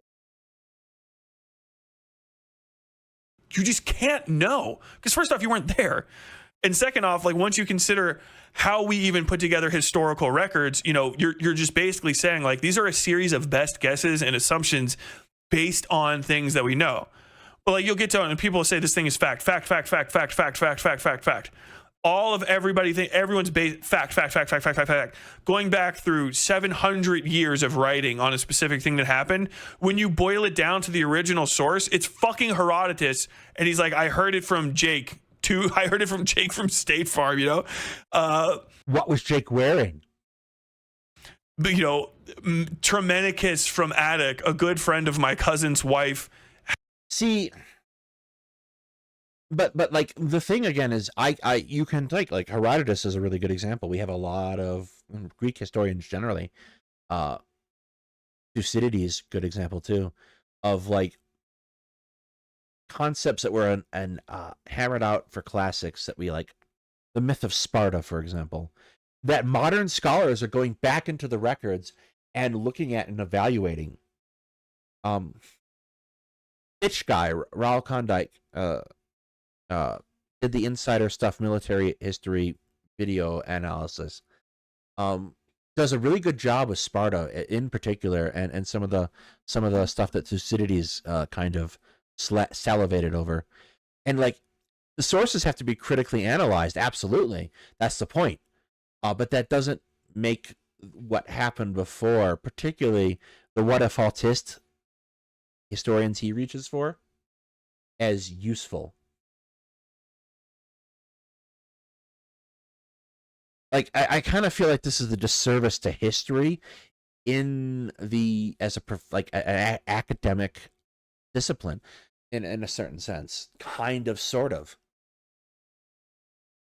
And it's well intentioned. I don't think he's being malicious or anything. Like he's very well intentioned, trying to point out the problems. But he's pointing out problems that historians are really, really well aware of and work very hard to try to inform the public on.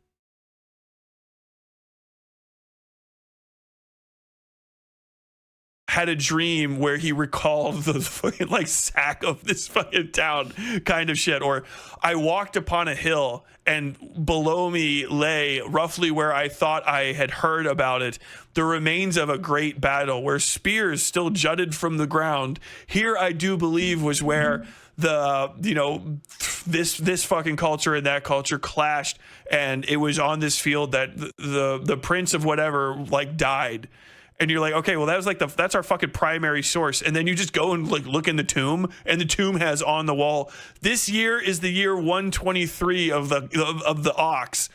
Did in this year King Booger Tack perish from impacted bowel. He was hated by all and puked until his last. I have written this. My name is Scaraces. I am his scribe, and I hated him.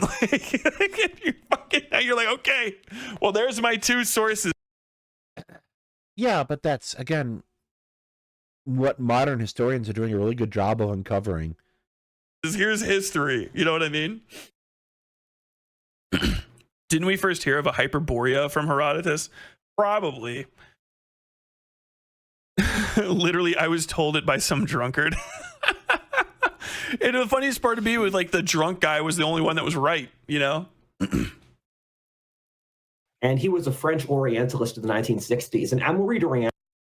What if we had Assassin's Creed tech to do gene memory or something? You still rely on memory. You know what I mean? Maybe if you could do time travel. Sure.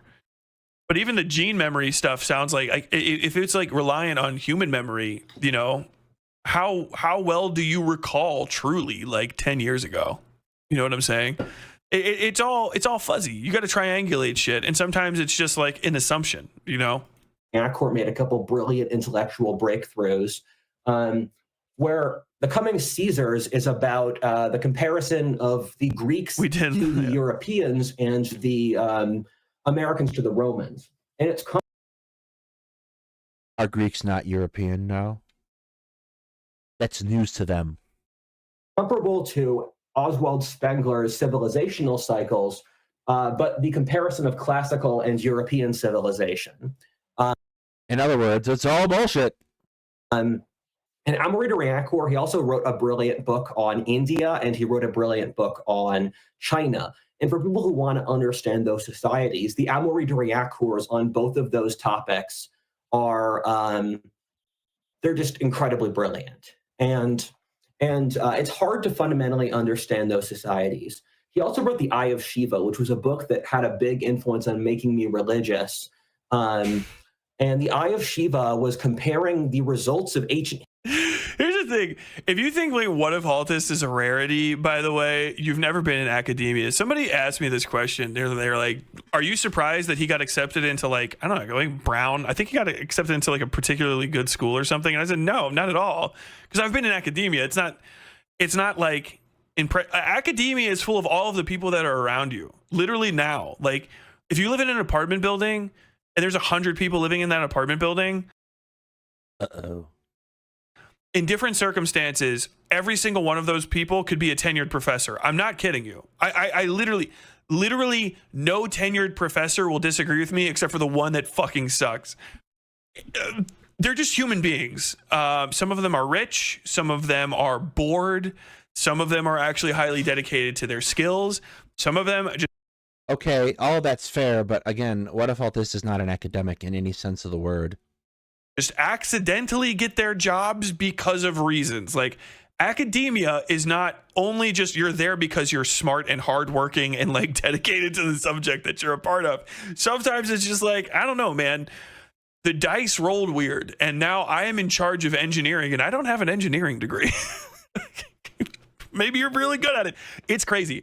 I have had professors that sound like this guy. They sound like him. They just talk like him. Maybe he's like exceptionally dumb, but just understand there are people that are like him. If you talk to enough people that are in history programs, especially, there's guys like this dude who are old as fuck and just talk confidently enough. They sound like Vosh. This is the book, and you'll hear shit like the one that set me off is, and I read this book and it's really what made me become religious.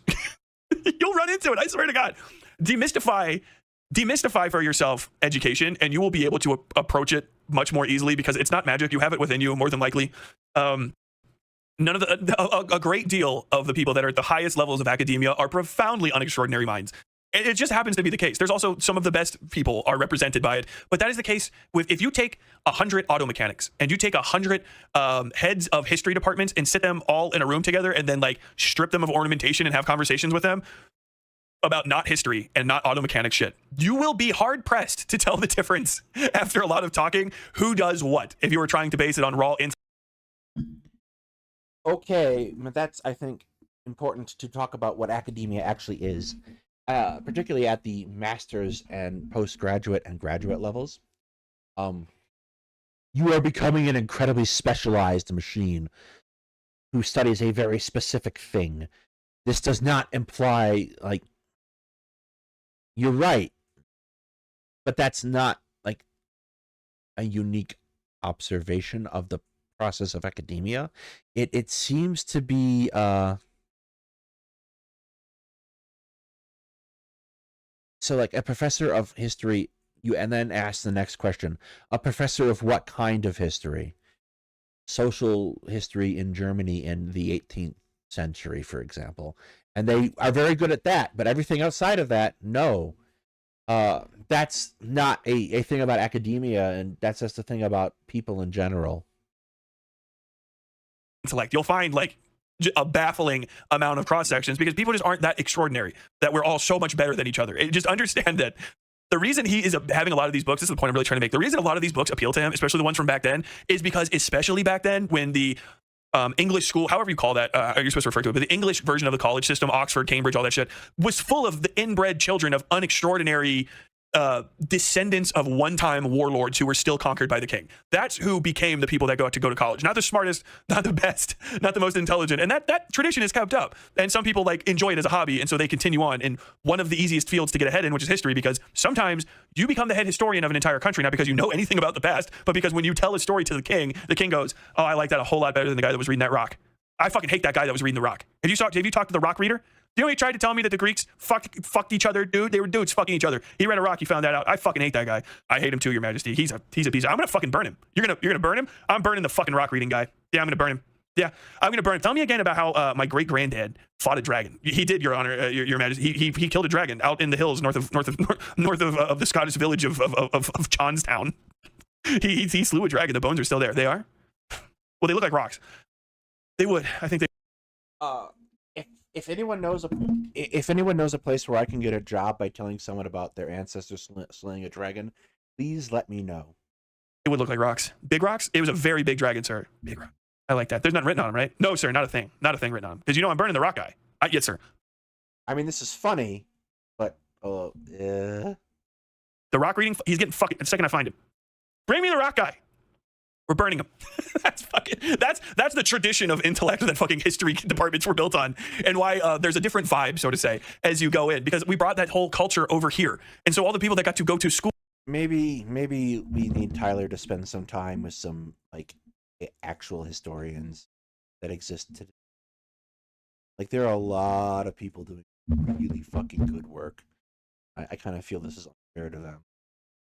School and write history books and learn it. We're like 50% the children of and actual slave owners, if not considerably more. So when they wrote history, they were like, I don't know. I feel like I could see this from a lens of like, if you don't fucking subjugate black people and whip them like fucking daily, they will just overthrow you. Because I feel like that constantly happens to us. And I feel like that probably had to happen in Rome, right? Because they're closer to like the black people place. So we should probably put that in books, right? And like that's how you fucking build shit. In there, mixed in is people who were like, I found a fucking rock. I was like, remember we were talking about Egypt, right? I just went there. Is that crazy? I know we keep talking about it. And we've got all these books. I just went there. And the thing we thought was it's not there. And I asked the people, it was hard because I don't fucking talk their goofy ass fucking language. I asked them through an interpreter and they told me the rock. Remember the rock the guy got burned for in like fucking 16? That rock's in a different city. It's not even in fucking Egypt. It's in Greece. And everyone goes there and asks. And they're like, where's the rock? And they're all like, yeah, that rock's in fucking Greece. But it has Egyptian on it. But not like their kind. Like I asked the guy to translate and he was like, I have no fucking idea what that means because he speaks like Arabic. I didn't even know. I didn't even know that was the case. So I went to fucking Greece and saw the burned guy's rock. Dude, it's got fucking Greek on it and then Old Greek that we know. I fucking looked at it all. Dude, it's a trade document. It just says like all of these things. Like, dude, we know how to fucking speak Egyptian now. It's actually not. It's like super easy. I mixed that into the Rosetta Stone, but that's not how the Rosetta Stone was made. Don't worry about it. I mixed like 15 things up. About 8 of them were fake. But like that's. Thank God. That's how history. And then he comes back. He's like, guys, did you know that we can do this? And they're like, all right, cool. Let's go dig up all the mummies and fucking grind them up in powder and snort them. Like fucking history department of Cambridge, buddy. Oh my God, writing books on like, hey man, what's the best way to fucking get like a prince high on mummy dust? And they're like, I got some opinions, buddy. Okay, but that was history departments past. What about history departments today, Tyler? Going back to Whatifalthist just basically only reads books that agree and reinforce his worldview. Yeah, and you find more of them back then because that was the point of it. Like history. Once upon a time, history, especially the further you get away from current day, stops being egalitarian and actually democratized in a true sense of the earth gets to write the history books into like basically just cultural solipsism and just ideation of a better world and stuff. That's why you keep finding the same stories again and again of like, oh, it's the unwhipped youth and indolent effete scholarliness and a lack of like martial prowess that is undoing the country and the culture again and again and again and again, you know. Hinduism to modern science. And he talked about how he thought Hinduism resulted in the development of modern science. No, sorry, Hinduism was able to reach implicitly similar conclusions to modern science through a different method of intellectual discovery we have not yet discovered. And what I think is fascinating is that that's called guessing, son. As I said before, we view intellectual development as something that happened. It's teleological. And what teleological means is that every level of development in what happens is what has to have happened. And that is not what teleological. Holy fuck.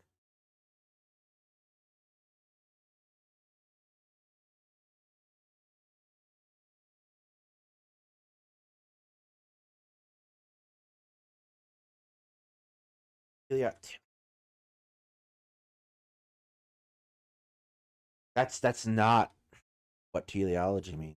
Teleology is talking about the emergence of intellectual phenomena and the purpose they serve, rather than the cause, what causes them to arise.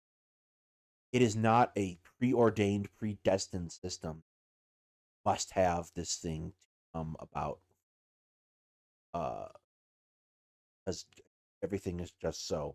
That is not teleology.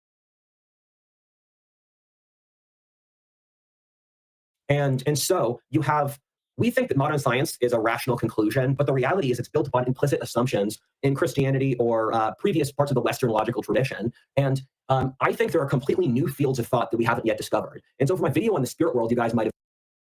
I don't know how he gets to that conclusion. No, I do. That's not teleology at all. This is just the same thing I've been saying again and again and again. He's got a preconception that there should be intuitive understandings of the world. And when he refuses to accept the possibility that the amoral things in his, when he comes across like science and shit that like comes, it counteracts shit, it has to be wrong. And so there has to be entirely new fields that actually justify this. He's talking about development of pseudoscience.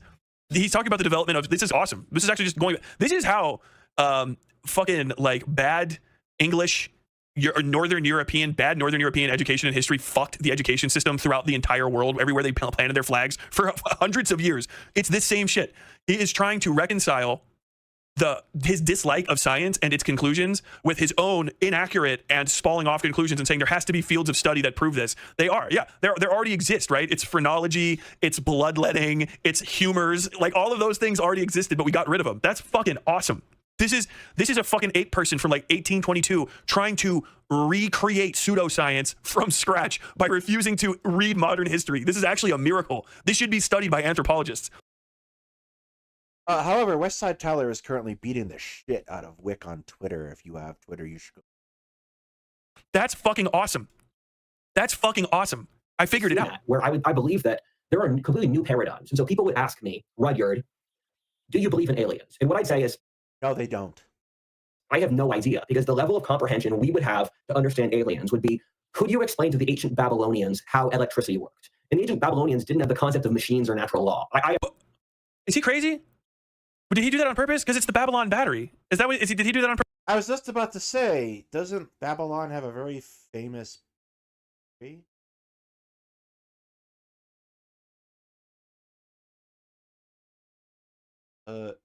Yes. Baghdad. Battery in a pot.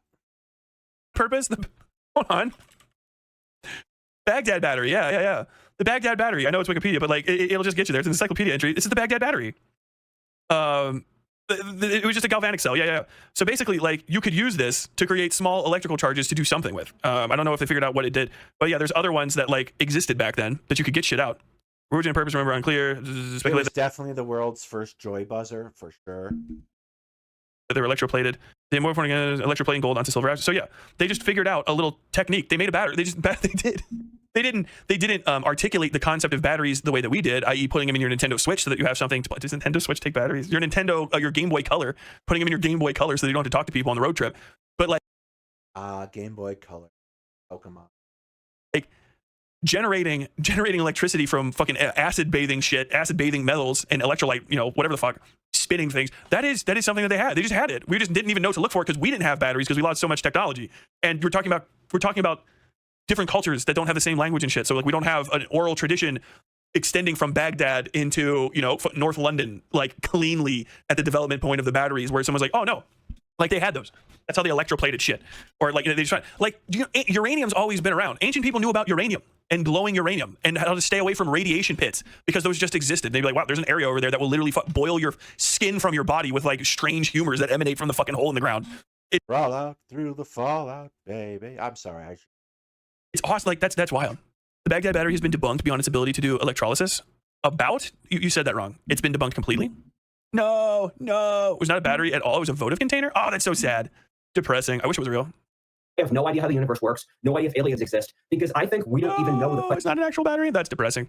Questions to ask. The ancients did not know about uranium and radiation. No, but it was just there.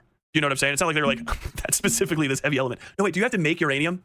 But there was just shit in the ground, right? Am I crazy now? Uranium mine. No, you mine uranium. You mine uranium, but you refine it in order to get dissolved. Mines.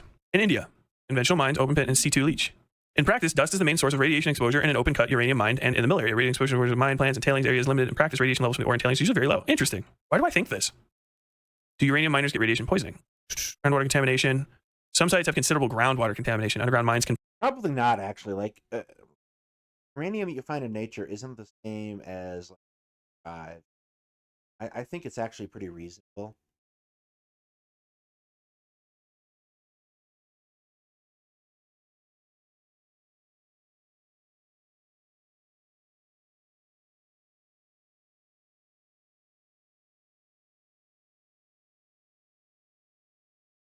present a radiation hazard to miners.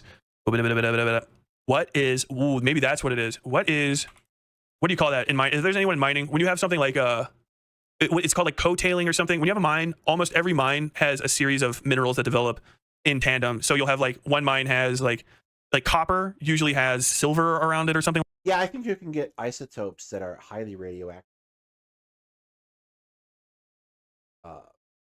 Maybe. Don't quote me on chemistry. Like that, or like gold often has platinum near it in smaller amounts. What is that called?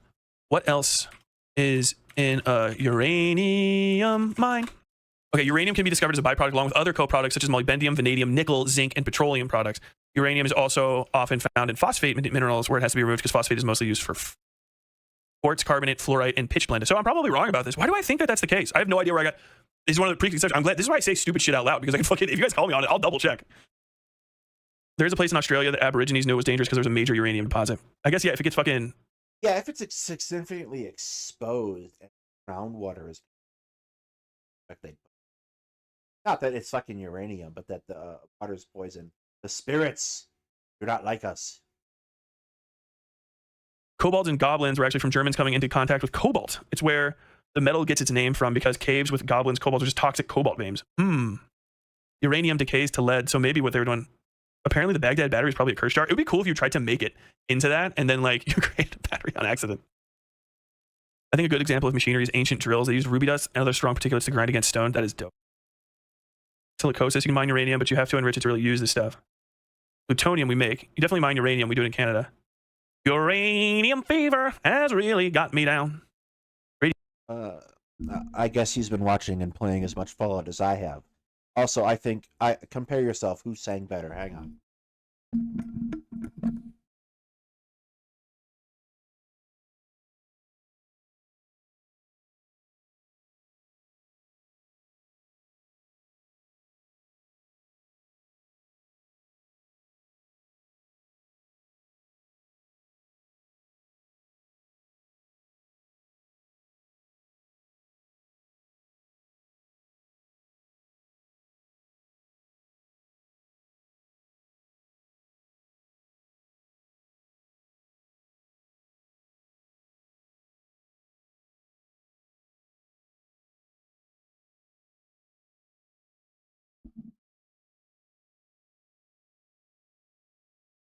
Radiation pits to stay away from? No. So what is it? I know there's toxic. I might be mixing stuff up.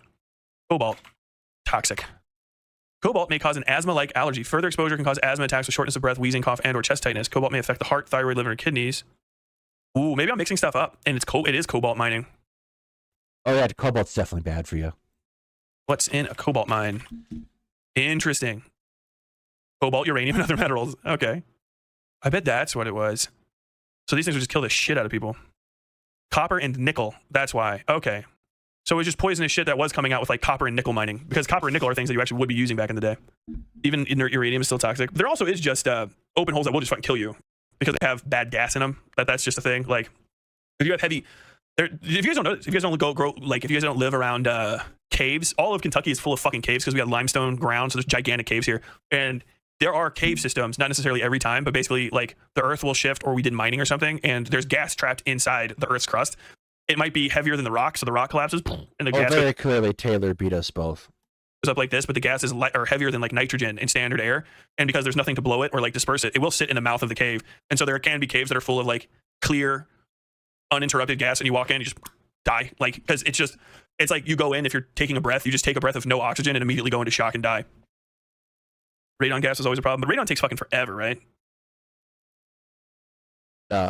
Kentucky Goblins. Go watch Hellier. President Sunday joining to double team. Is President Sunday in here making fun of me? I think they're often called co-occurring deposits.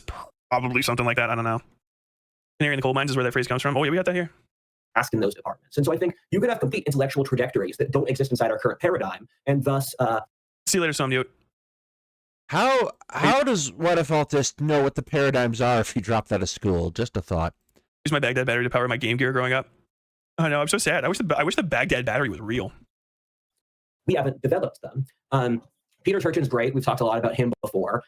He makes the computer models that try to figure out when countries have revolutions. I always was lightly suspicious of it because I was like, why didn't they make more? because you would think like it was useful, but also maybe it was like it would break. And they didn't talk about it. I guess I should have been way more suspicious about that. Azargat, this is my favorite history book ever, and it's a history of humanity through the lens of war. And so Azargat explains human civilization, and he explains how war evolved in the human condition. He also explains various historic processes through war, why the West rose to dominance, why the East developed these giant empires that decayed. John Keegan's History of Warfare is better. Over the last 1,000 years, why America became a global power. If you want to understand how we see the world, I'd recommend reading War and Human Civilization by Azargat. So what is this?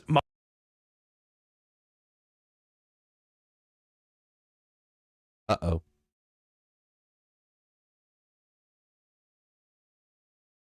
Or if you want to understand how we see the world, I'd recommend reading War and Human Civilization by Azargat. So what is this? Molybdenum? It's not molybdenum. Molybdenum. Molybdenum. They're minerals, Marie. Molybdenum. Oh, that's bullshit. Molybdenum. Molybdenum. American pronunciation. Oh, British. Molybdenum. Molybdenum. How did the British one took the fucking spice out of it? I'm a reader Akor. This is my favorite book of his. It's how the relations between men and women have changed the course of history. And yes, I'm sure that's something you can encapsulate accurately across the entire course of the world in a single book. Yeah, so this is Tragedy and Hope. And this book is great. And I went on that whole rant because someone asked me about this book. And this book is the civilizational history of the 20th century. And I think to understand our history, we need to comprehend it through the broad perspective of the human condition. Sounds like some sort of and that's what this book does. And so he talks about the trends of the 20th century, what it means. And this is one of the most profound books I've read on a bunch of different levels. And it's a pretty thick book. It covers a lot of different concepts. But the tragedy was the collapse of, first of all, the world wars for obvious reasons. Here we go. But the collapse of freedom. And all of those authors, they're running around World War II. They agree that the greatest tragedy of the 20th century was the collapse in freedom, which occurred due to the rise of the managerial revolution with government bureaucracies. And they all predicted the managerial revolution would break down freedom and would break. We've talked about this fucking nonsense before. I feel no need to go back into the painful Whatifalthist is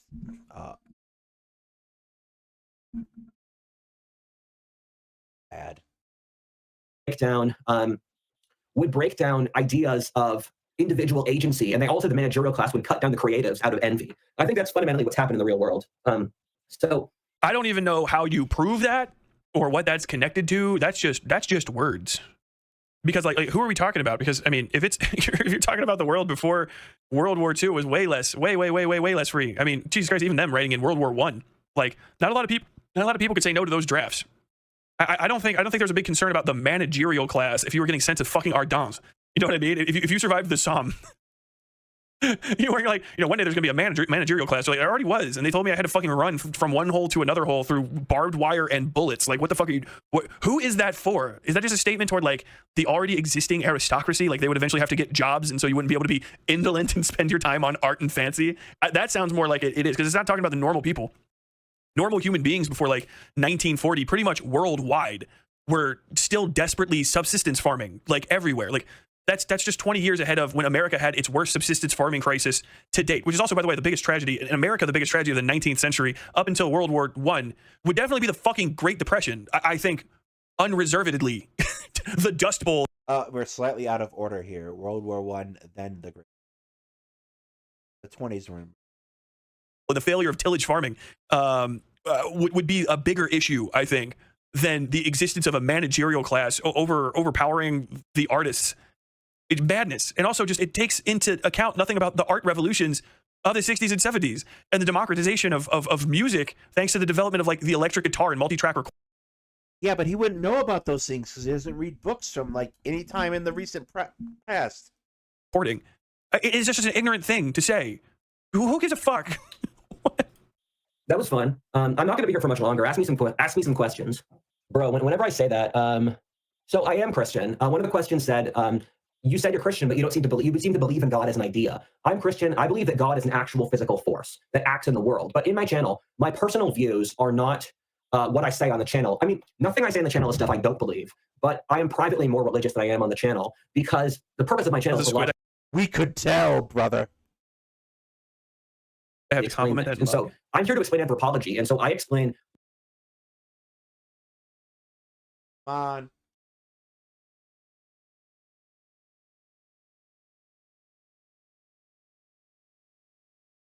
because the purpose of my channel As a is squid, I have logically to compliment explain that things. And so I'm here to explain anthropology, and so I explain why religious people believe the things they do in terms agnostics or atheists would understand. I'm so tired. I'm listening to this entire thing because I don't want to talk about anything else. This is fun. This is fun. Y'all are degenerates. What is this? What's going on in this chat? Is it a live chat? So my favorite video game of all time, I think Warhammer Total War is pretty dope. I loved Rise of Nations growing up. Rise of Nations is a combination of Civilization and Age of Empires, where you do base building and you control a nation over its entire history. And yeah, I'm gonna be Rise of Nations flopped. Going at the 20-minute mark. Your questions are going too fast for me to read them. I'm just gonna say random stuff. What do I have around my house? My man doesn't know that you can scroll chat to pause. He just has to touch the computer. How in the fuck can one man know so little? That is crazy. I understand I have misconceptions. I'm wrong about shit, but I try to get it down. I try to get back to it. My man doesn't know that you can scroll chat to pause. So this is an Afghan battle knife. I keep it at my desk. It's pretty cool. I think that's a kitchen.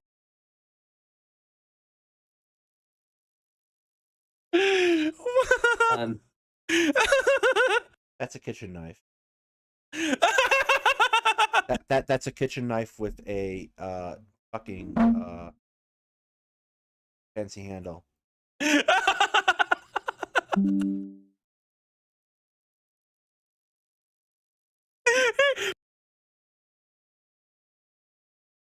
damn it. Work. Let us out.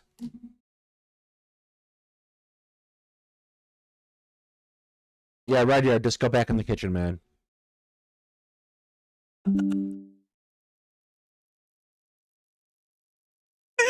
If you're not watching with your fucking eyeballs, he just pulled out like a 2-foot-long fucking knife. He has the flippiest, floppiest fucking hands.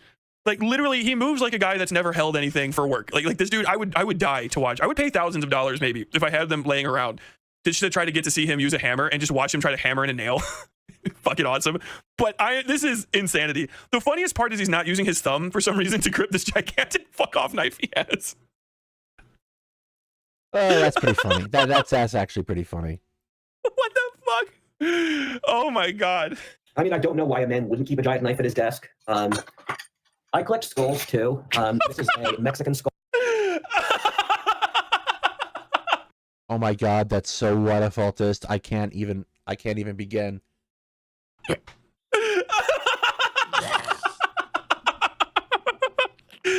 True phrenologist. He's got skulls and knives at the ready. My man, do you have a caliber collection? Like, yeah, thanks for the 10 Canadian, bud. In the past, he'd be a shaman, but today's just reactionary and a little autistic. I mean.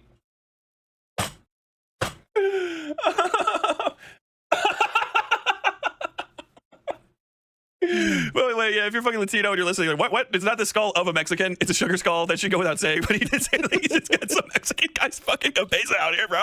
Skull. When I lived in Mexico, I bought this. I've really got it 4 times. That's a school fucking. I can't remember that skeleton. I'm grateful that I'm still alive. And I'm purposely putting out weird and schizo stuff because I'm just filling time here. So I've been through a lot of different things in my life, and so I always tell myself when I'm in a good place, which I am now. And the reason I'm going on all this adventure is because I just need the YOLO. So I just need the YOLO. I want the YOLO back. How the greatest blow struck against Drake has nothing to do, not a fucking thing to do with anything Kendrick Lamar said, any accusations, any impending lawsuit, none of it. The greatest blow to Drake in the history of Drake is Whatifalthist saying, I just need the YOLO. You only live once. That's the motto, baby. YOLO. Oh, I always tell myself when I'm in a good place to be grateful for having what I have, because the thing I dislike the most about modernity is the lack of gratitude for just. And this is a video I've wanted to make for the longest time, but I don't think. This is a video okay, so he means the lack of gratitude. I thought he was like, you just said you're gonna say random shit, bro. It would do well financially. Is things to be grateful for in modernity. So I'm grateful for the ability to fly to France in 10 hours. I'm grateful for having I live in Texas now. I'm grateful. There's a great book called Mosquito Empires, which talks about how the entire of the South was nigh uninhabitable for white people. Yikes. Yikes. Yikes.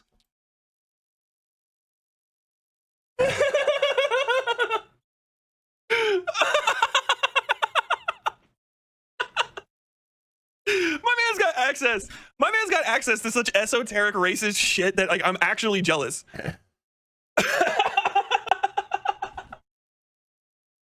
having not. I live in Texas now. I'm grateful. There's a great book called Mosquito Empires, which talks about how the entirety of the South was nigh uninhabitable for white people in the pre-industrial era. If you were in Texas, you had to worry about malaria. That's not true anymore. I'm grateful for that. I'm grateful for having a clean food supply or being able to buy. What? Maybe that's true. I don't know, but that wouldn't go away. Clean food supply, you know, that socialist thing. Just wouldn't go away. They still have malarial mosquitoes all throughout the South. I know it's obviously just about mosquitoes and shit, which still, they threw bodies at the goddamn Panama Canal, you know?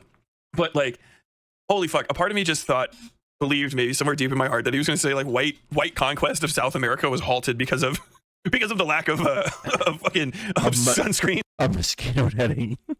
Lotion. It wasn't until SPF 65 was developed in the 19...